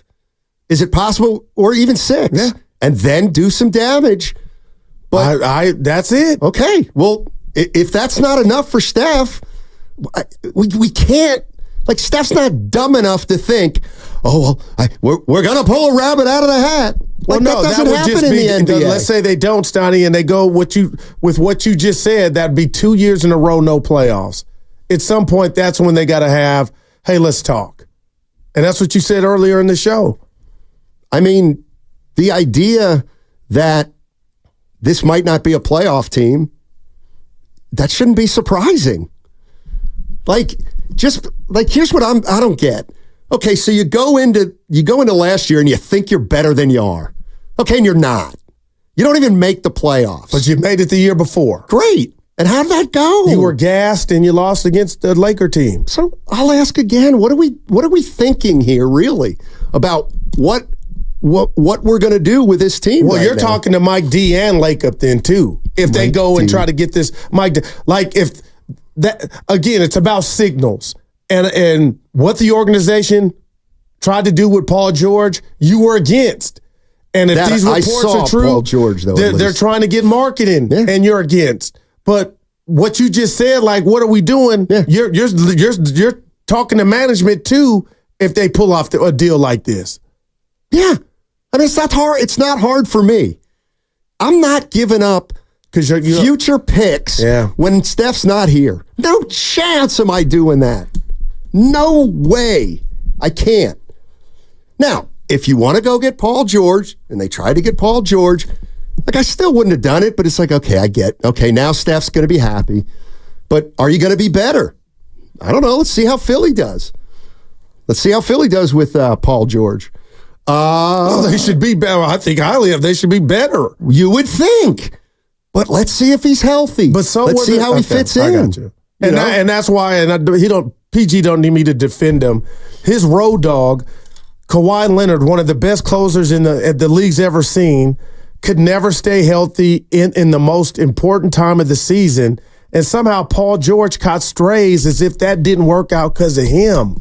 They got to the Western Conference Finals. Kawhi got hurt. Kawhi got hurt in 2 of the last 3 playoff series. And maybe they would have had a higher seed in one of those years if Paul George didn't miss 36% of the regular season games he played. That's what I'm talking about.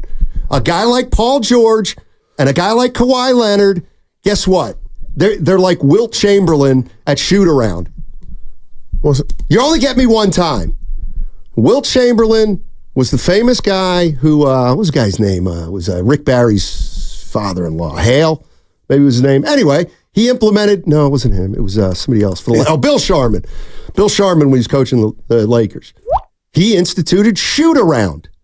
They didn't have shoot-arounds at 10 o'clock where the team wakes up, goes to the arena, scouts, they do stuff for an hour and a half, then they go back to the hotel, then they come back to the arena for the game. And Wilt Chamberlain said, no. You get me one time. I can come to the gym for shoot-around, but I ain't coming for the game. Oh, come on. Well, Wilt could do that.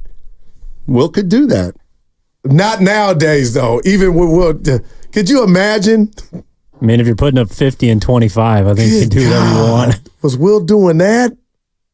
I mean, yeah, I don't. He's a bad dude. I don't know. I just on and off the court. I'm usually a legend. You know, I don't believe there are quick fixes. I just don't. Yeah, but you got to start the project to get it fixed. You got to admit that they've started.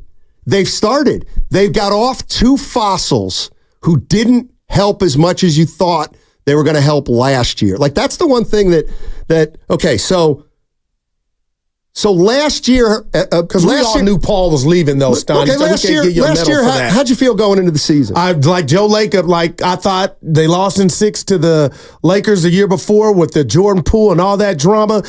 What did they teach it? What did they preach? Connectivity. Dunleavy told us that to his face. Connectivity. And I thought the sky was the limit. Not a chip, but maybe the Western Conference Finals. Let's go. And you got the grown-up in the room with Chris Paul to close it. Let's go. That's how I felt. Okay, and how did it end up? You know. So why? So you were gung-ho last year, and they didn't make the playoffs. But this year, you look at the team and say, oh, Steiny, we're in big trouble. And that's when I would say, why? Why do you think you're in big trouble? Just because you lost Clay and Chris Paul? I think you can make up for those. You're going to need health. You're going to need guys. Okay, but But what if you don't? So what? No. You didn't make it last year when you so what if that's who you really are? And what if that shows you rears its head in week 1 or the first 5 games? Right. That's the reality I'm dealing with the Warrior fans. What if that's who you are that night in Sacramento where you look like you couldn't even create a shot against a younger, faster team that was missing Monk? What if that is the Warriors who we get in the first month? We got that last year. We got that first 2 months of the year. They were under 500. I think we're 20 and 24. I mean, how come last year when we were 20 and 24 did we think? But you had standards, you thought. And Joe Lacob thought. Steiny, you understand that, though, man. I understand. No. When Chris Paul, you remember you took your victory lap. When it was announced he was coming, we kind of all understood I didn't say order the rings. Well, I said he's a nice pickup. We assumed playoffs. We all did. You did. You did. Because Joe Lacob came in here and said we're going to win it again. What are we doing? I need Ernie Chavez to pull the tape. But Steiny, I'm sure you did not say this. Hey, Goo, I got a feeling this team might not make the offs. Well, first of all, nobody thought that. Look, they won 46 games. That's about what they were. Usually that'll get you into the playoff. Like, that's the thing. They won, like everybody says, 2 years ago. Yeah. You won more games last year. Okay, I get it. You didn't make the playoffs. But the field's gotten better. Have you? That's the question. We'll see. They might have gotten better. We've seen, Draymond, we've seen that 48 wasn't good enough.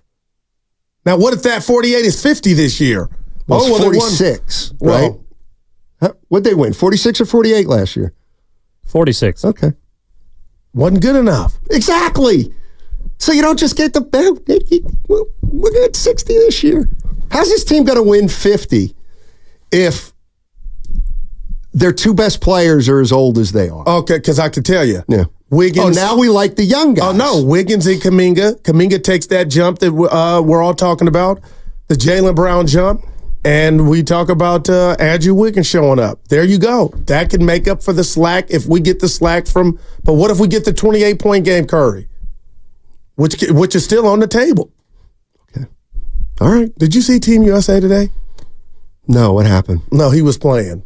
Yeah, I heard he didn't look good. Well, I heard he didn't look good. I'm not saying he had a good to his standards. Right, yeah. I just hate him running up and down for not Warrior related. He had more bad games last year than he's ever had in a year before. Steph. Remember last year he had a lot of games where when he played either back-to-backs or in 2 in a row, he wasn't as strong as he was in the past. But do you understand, and I'm like a lot of people, I'm not saying I'm in denial because I got to see more of it. I put that on what was around him. Of course you do. Because you use a different standard for our superstar than you do for everybody else's superstar. That really hurt. I don't do that favoritism you do, stuff. because you'll say, well, Embiid's never gotten it done in Philly. And he doesn't have enough I'm the help. guy that said Curry should have hit the shot in Game 6 against Toronto in the finals. Okay. And that blew your wig. Right, because it was a tough shot. Because you thought he was going to make a shot, doesn't mean he's still a superstar. I said he should have. That was everything. Okay, and they would have lost Game 7. Please. That series is over if it would have won 7. Okay. The Warriors are going to win Game 7 without Clay and Durant. All right, I got you. Let's go. Let's take some calls. Let's go to Rich in Daly City. Richie. What's up, Rich? How you doing, man? Good, guys. How's it going? I'm glad you guys are on in the afternoon for sure. I'd like to start off with one question first and foremost. How many championships has Lauri won? 0. So how many championships have Moody and JK won? I got you. 1. 2 combined. So I'm all about homegrown talent here. I mean, I grew up in the Nelly years where we were just every year rebuilding and getting rid of people that could have evolved into something else. I mean, I'd rather we go for cheaper alternatives that bring the same skill sets as Lauri, like Santi Aldana, the Zach Collins. We could even sign Poku, who's an unrestricted free agent at this point. And then if we really need scorers, there are the Levines or even Tyler Hero, if we were looking for a secondary scorer, that I don't think it'll cost us as much as what Utah is asking for. And still, we could still keep within budget using Wiggins, Loon, and Gary Payton as salary offsets. What do you guys think? I mean, because I just don't want to gut the future when I think we have birds in the hand in Moody and JK that I'd hate to gut our future just for Lauri. My feeling on all this is I think they have a chance to be better than last year. And holding on to Clay, I don't know what it would have gotten you. I don't know. I mean, for God's sakes, we've complained for 12 years about there are no young guys. And I'm thinking, well, Curry and all those guys are in their prime, so it's going to be hard to play young guys when you're in the middle of a dynasty. So now the dynasty looks like it's over, and you want to trade the young guys. That's the part that I don't understand. Well, when to me, when the dynasty's over, Stoney, the leading men, they're gone. It's a whole new regime. It's a whole new starting five, and that's why I keep bringing up Kuminga in a role to where he would be option A or option B. How many NBA players went out their last year or two as a champion and were stars when they went out? I can't think of one. I mean, Duncan maybe. Did Duncan win his last year? But he played 60 games, but he was a role player, a damn good one on that team. I mean, I think we continue to try to put like a square peg in a round hole. It speaks to how great this run has been. Exactly. And look, I'm not mad. I've come to grips with, okay, so what do you want? Like, it's got to be the biggest reality check in the world. If we look at it from that standpoint of what they've done, now there's 2/3 of the big three here, and I'll throw Looney in there. He's still here. But good God, Steiny, at some point, what you talk about an hour ago, nobody will be mad. Maybe it'll be best for both parties. Steph can go somewhere where they're closer to winning than here. He doesn't have to worry about guys going through his puberty. And then the haul that I think the Warriors would get for Steph Curry puts them, in regard to Pickville, right back in the game. Okay. All right. I don't want that. Can you meet me halfway on this? I think I am. No, you're not. How? Just admit, last year, you thought this was a championship team, and they finished 10th. So at least do me the respect of saying, you know what, I could see them be better next year, and saying, well, that's not good enough. Like, how? See, because I don't... Yeah, it's disrespect, I feel. Steiny, what if I told you being better and still not making the playoffs does nothing for me? Well, that's out of your control. If you win 48 games and it's not good enough, then it's not good enough. Okay, but it is in my control if I think Lauri Markkanen makes us better than a 48-win team. Okay. And that's what you think, and that's fine. Okay, but then if you want to change the subject to, what does our future look like, then you could say, you know what, this is why I didn't agree with it before. In the meantime, in Curry and Dre's time, I think that move would get them past 48. Yeah, and you thought they were a championship team last year. Yeah, but they didn't. All they did was add Chris Paul and connectivity. So then why did you think it? Because the year before they'd went to the playoffs. It wasn't that big of a stretch to me. They were 6th seed, though, 2 years ago. No, not in the play-in. Huh? They weren't in the play-in. They were a natural playoff team. Yeah, they were 6. They finished 6th and they won. And to what you just said a few minutes ago, and who'd they beat? Like, that's the other thing. They were 6 and they got the easiest 3 seed in the history of 3 seeds. But they won the game. You're right. So then keep it together. Which is what they've done. Oh. Hey, by the way, all guests on 95.7 The Game appear on the River Islands guest line. Isn't it time for you to discover the islands, River Islands in Lathrop? I just think what we're talking about for marketing to me is too much. It's too much to give up. In general, Chris and San Leandro. Hey, Chris, how you doing, man? What's up, fellas? This is what I want this season. I just want to give Stephen Curry a chance to play basketball. This team has been having like New York Post drama for the past 3 years. I think if you give Steph a chance to play basketball and just that, minimal drama, and a team that is actually connected and are having fun together, I think Steiny's right. This team right now, as it's built, is better than last year. So I think if you give the chef a chance to play basketball, that's all. I think he can make some noise in the playoffs with a connected team. That's my take. I appreciate that. And we saw, hey, an estimated eyes on the YouTube chat. Goo, no way. So they didn't put no way. Now you want to trade Curry? ? Hell no. I'm just telling you the reality is setting in that if we go this way and it doesn't work after Curry's comments and just the state of this franchise, who's to say that as much as I would hate that, who's to say that's off the table? That's all I'm specifically point I'm trying to make. Who's to say connectivity means nothing to me? I thought that's why they'll be better last year. And then Draymond went out there and threw connectivity away and missed 20-some games. Well, so I'm looking at this team as Draymond doesn't get suspended. There's no big trade. All right, I'm all in. Let's see what you got. You know what's funny is if you want to use the word connectivity, there's going to be so much more connectivity this year than last. It's going to be unreal. I guarantee you. Because for a number of reasons. One is, there was Draymond. We know that. But what else do we know now? Now we know there was an issue with Clay. He wasn't happy. He didn't want to be here. He felt disrespected. And you're damn right, I think, that, along with age, played into him having a subpar year, period. Who's the third guy I'm thinking of?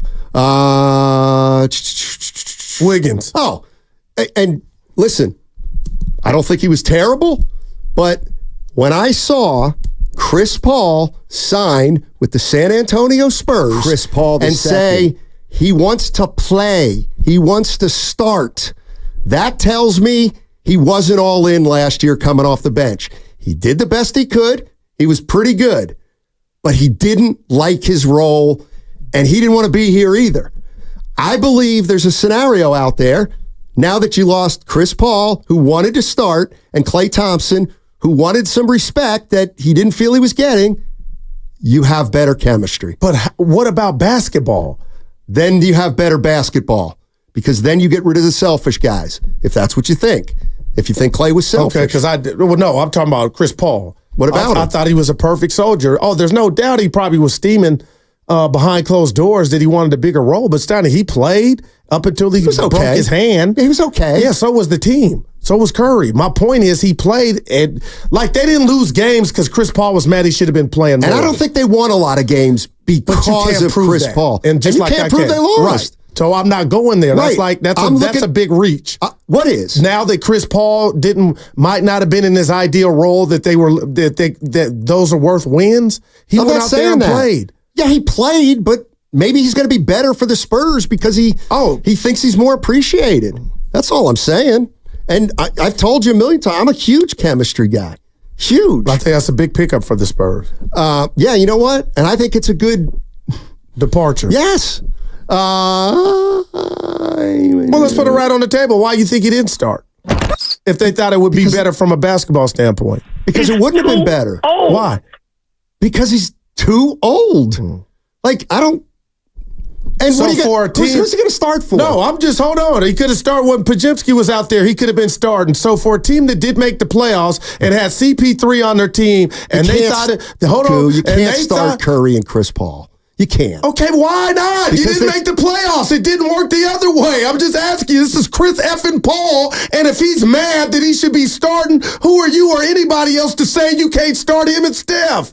So I'm giving him credit for playing the good soldier role, but you didn't make the playoffs. How the hell can anybody say what wouldn't work? That's all I'm saying. What you ran out there did not work. Is that fair? If Chris Paul would have started with Steph Curry, what happens to Clay? The same thing that happened to him when he went to the bench. My thing is, was that the right choice not to start Chris Paul when you didn't make the playoffs? Oh my God. It's not far-fetched to double back and say, maybe you make the playoffs if you would have started him. I don't know. But to just say wholeheartedly, it's impossible. A team that didn't make the playoffs missed me with what could have. Oh, man. Now I think maybe you should have started him. If you're saying peace of mind and come on now. You can't have it both ways, Steiny. And you can't didn't make the playoffs, so don't tell me Chris Paul and Curry couldn't have started. Okay, and don't tell me they could have. Please, Goo. Like, let's be realistic. What would it? Okay, so game one, Steve Kerr goes, I'm starting Steph Curry and Chris Paul. Oh, yeah, that's going to go over well with the fans. Maybe I don't go over well with the fans. Yeah, okay, but just think about it. Is Chris Paul starting any worse than Pod starting? It's not about Pods. It's about I'm asking you though. Is that any more just perplexing? Yes, not to me. So now Pods is better than Chris Paul. He's bigger and he's better defensively. It's a better fit. Right. I think you know how I feel on that. Yeah, and I think you're like, what are you going to do? Play Chris Paul and Steph together 25 minutes a game? No, I'm just telling you, you didn't make the playoffs.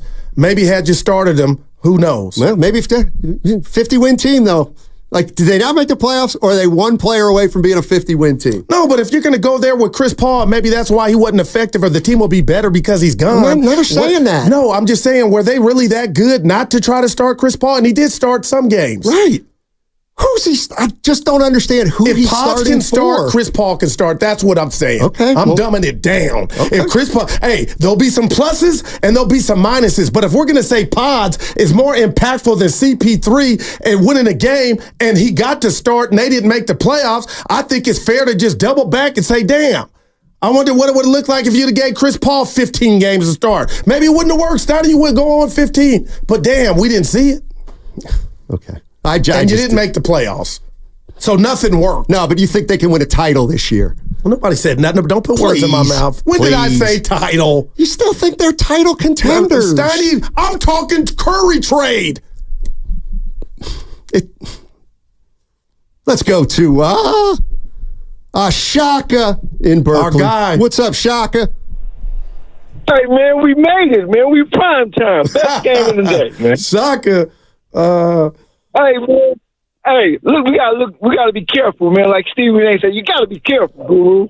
Hey, we can look in the lenses of what we saw last year and just be honest with ourselves. You know, we saw winning and getting, 4 championships, could have had 6, but we gotta deal with reality right now.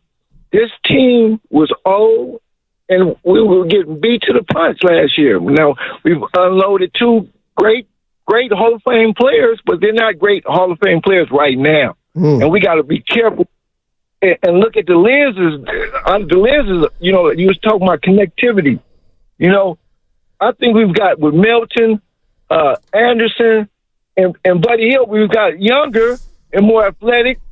And I think we just need that one glue player. I think the Markkanen trade would be a bad trade, man. I think we will regret that for many years to come, man. Especially when you said, I'm not giving up no draft picks when Steph Curry's gone. That was a great point, man. That was a take of the day. But I want to say, I think we need one more. I just Brandon Ingram looks so good. They say it's funk between him and Steve Kerr, but I think that would be the perfect ad, man. Markkanen. How many 7-foot players to shoot threes are in the Hall of Fame? Let me think. Thanks, Shaq. Appreciate the call. Oh boy. I mean, it's simple to me why Chris Paul didn't start. You can't have Steph at 6'3" and Chris Paul at 6 feet. That's why Pods was a better fit in the backcourt, because he's 6'5". He's got a little bit of size, and he can defend twos better than Chris Paul or Steph can. Like, to me, it's about fit. Robin in San Francisco. Hey, Robin. How you doing? You're absolutely right. That backcourt is too little. But guess what I want to say? You know, human nature, like, those of us who like to shop, we always say we're going to stop shopping. But as soon as we get that one outfit, we keep shopping, okay? That's what Warrior fans sound like, and probably Steph and Dre, in terms of, nobody expected us to win that 22 championship, right? You look at that roster and compared to others, and it didn't look like, it was winnable. So now we win that. We win this one. I bring up the close to say this. Now we want to keep going, and now we search it. Like a married couple who know it's over, okay? But they keep searching to make these moves, and it's so annoying to listen to. The fact of the matter is they need to get some money and cut their assets so they can rebuild, because them players that they have now that we act like is going to be the new Warriors and stuff, they're going to build them to be assets, so they can get talented players. Let me tell you, when they played connected, when they had talent, better talent, you need talent to win. They have average talent. They don't have winning championship talent. And I hope it can just be competitive enough for Curry. This is not Steph Curry's team. He's our superstar. But you play to win and to get better. And hopefully he's still here, because just think about when Steph retires. Okay, who is Golden State going to appeal? Everybody's always talking about homegrown and all of this. Steiner, tell me, when did basketball start all homegrown? I mean, we're old enough to know. I mean, you had Bird, it was all drafting and stuff. But where do we get this? Only a players here can be homegrown. That's the most absurd thing. You play to win and put the 5 best players out there with depth around them. That's their goal, and it ain't going to happen this year. Peace out, guys. Here's the other thing, like, that I'm thinking about with the young players. And I'm not saying, these guys are future champions, but when did we first think that Green, Curry, and Klay Thompson were a championship trio? Like, Steph had been here a few years, probably. We saw him have success under Mark Jackson in the playoffs. Exactly. Yeah. That was Steph's, second or third year? Yeah. Third year, I think. 2012, 2013. Yeah. Would have been his 4th season, I think. Exactly. So what I'm saying is they were given the opportunity to play and grow. And I think that's where this team is now. They gotta find out more about Kuminga. They gotta find out more about Podziemski and Moody and Trace Jackson Davis. Like, to me, that's an infinitely better route than trading a couple of those guys and a couple first rounders in 2025, 26 for a player who you don't know if he can even elevate the Warriors to the playoffs. Everything you said, I agree with, except you act like you're missing the big kahuna.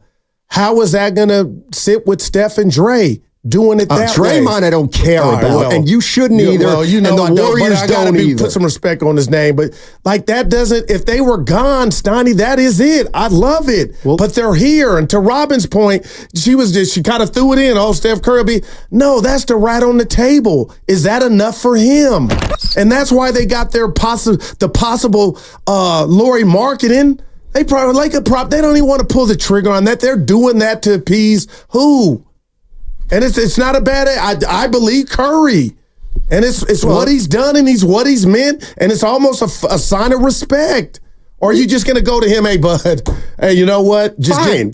We're trying to. We're having tryouts. Again. We might not make it. We might win 46, 48. Stoney, hey, if you're that guy, you go do it that way. But I think they are definitely operating on, man, what's the best chance? Not to win it, Stoney. We're trying, Robin. But what's the best way to improve us to where it looks like we're aiming for that? And you know what to me is the best? Letting these kids play. Because last year, all y'all didn't want the young guys. What about Steph and the young guys? He's not going to like the young guys. The only reason they won 46 games was because of the young guys. Steph had a bad second half. Draymond got suspended and missed 25 games. Clay was a shell of himself. One of the reasons they won 46 games was because of Podziemski, was because of Kuminga, was because of Trace Jackson Davis emerging. It's like, I love Steph, but you know what? He's not a great judge of talent, maybe. I mean, he wanted Avery Bradley. I'm asking, what do? You go into the season like you are. If a move does not present itself that you love, you go to training camp with this team. Yeah. I think that's what's gonna happen. Run it back. Like, I just don't understand. I just don't understand how, if they didn't make the playoffs, how great could Clay and Chris Paul have been? I just don't think just because they're not going to be here, that's your worse. But with their replacements, I know that math, Stoney, but we gotta just give them this. Again, it goes to where they're a natural non-playoff team, to where those two dudes that you just mentioned probably would have been playing a playoff series if 23 doesn't get suspended. All right. So maybe it's not as dire. Why do you think they're going to be worse next year? Because they're going to camp with three positions that they don't even, or three, you know what I mean? No. I just don't know. I'm not saying it's impossible, but if you're telling me Wiggins is going to show up, JK takes that jump, and Moody or Pods or whoever, Melton, okay, let's go. I just don't understand how. I haven't once told you they're not making the playoffs. On the one hand, you think they're you thought they were a 50 to 52 win team if Draymond doesn't get suspended. So why right now do you think they're worse? Because I believe Clay had a bearing on the wins more so than you're giving them credit to, and Chris Paul. Yeah. I don't. I mean, that dude went from getting benched to you coming in here one show saying, "Goo, he might get $30 million on the market." Okay. Like, we can't he gets hot still with the best of them. When he gets hot, why didn't he get 30? We know the answer. Exactly. Because nobody thought he was a $30 million player, because the guys who watch the league know his actions, he wasn't very good. But he tapped into getting hot, is my point. That's it wasn't great. about the dollar. That's all he can do. But that's what Dallas needs him to do. That's a better team. The Warriors can't afford a one-dimensional player who's starting and playing 29 minutes a game. All right. We get out here, right? Right, Evan?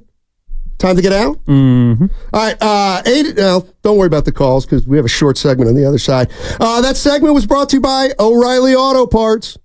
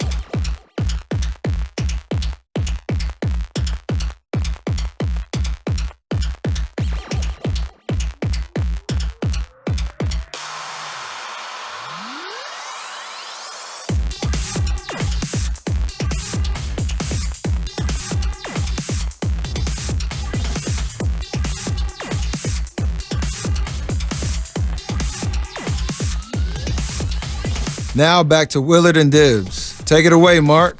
All righty, it's Matt Steinmetz and Daryl the Guru Johnson. And remember, all guests on 95.7 The Game appear on the River Islands guest line. Isn't it time for you to discover the islands, River Islands in Lathrop?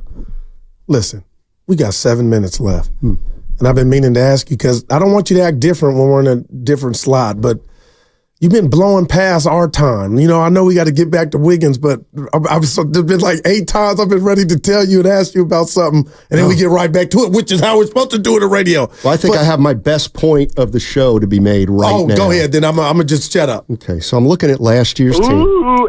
46 wins. It was a disappointment. We didn't make the playoffs. Okay. Let's take a look at our veteran core. Steph Curry faded the second half of the season. Draymond Green suspended a third of the season. Klay Thompson unhappy with his role and the amount of respect he thought he got should have been more. Andrew Wiggins, another of a year for Andrew Wiggins. And even Kevon Looney fell off the map. Yeah. Those are your 5 guys that, they're the champions, though. Okay, now look at the 4 young guys. Podziemski, he had a damn good rookie year. Kuminga took another step. Trace Jackson-Davis emerged in the second half of the season. Moses Moody, you know what? He helped. He was a rotation player. Man. So my question is, you didn't make the playoffs. The young players were the positives last year. The veterans were the disappointment. Why would you get rid of the young players? I can't do it. Well, you're talking to Joe Lacob. Yeah. Yeah, but if 23 doesn't get suspended, that's the biggest thing that happened last year that threw them off and why they missed their target. Right, it was the veterans that cost them. But Draymond wasn't sorry when he was not out there. It was the fact that he wasn't out there and they lost games. But my point is, those 5 guys all had subpar years. Yeah. I think. So I'm not giving up my young guys. Well, the Warriors are trying. Well, we don't know that. And again, I am not convinced that the Warriors, or I should say this, I'm not convinced Mike Dunleavy is gung-ho about giving up young players and future picks. But if his boss tells him to do it, he has to do it. You got to make phone calls. But again, this is back to my original point, Goo. It's like they chirped about getting a big boy, and we all knew it wasn't going to be able to get done for the most part because they have salary issues. What do you want to ask me? Steiny, first of all, that was a very well-constructed point. Probably your best of the day. I would agree with you. My question is, if it was your best point of the day, your strongest argument, why would you wait 3 hours and 50 minutes to present it? It's called a tease, people. Well, you paid it off. Because you know what? With me, my latest opinions are always the best. So, analytics. I build up. What'd you want to ask me? Well, it's kind of... well, we got 5 minutes. All right. I mean this. Oh, no. This is personal. Oh, boy. Is there anything about your golf game that you would do different that transpired in the tournament? What do you mean? Like, do you feel like, you left something out there, you didn't do this? When you drove home, did you feel like, you know what? I didn't do this, that's why I didn't. No, strangely. This is your post-game presser. Oh, okay. Because I'm going to have mine for my domino tournament. Well, mine's going to last 5 minutes. Forever. Just get in and get out. Strangely, I've taken 3 golf trips in the last year, counting last year. And, I drove home and was ambivalent. It was okay. It wasn't great. But your routine and everything, you felt like you were ready. Like, why have you been shooting 85s and a different course? The courses were ridiculously hard. They're just harder. They're longer. They're harder. The rough is more rough. The greens are trickier. Well, damn. I'm not going to shoot an 83 at Old Greenwood like I might be able to at Carica Park. Who won it? Because they deserve it. A guy named Aaron. Wow. Yeah. Aaron won. Yeah, and he has a handicap actually higher than I do. But he played one great round. You reap what you sow, No, brother. I just got to give them love. What do you That boy, was your a clock domino watcher. tournament. I just want a PSA.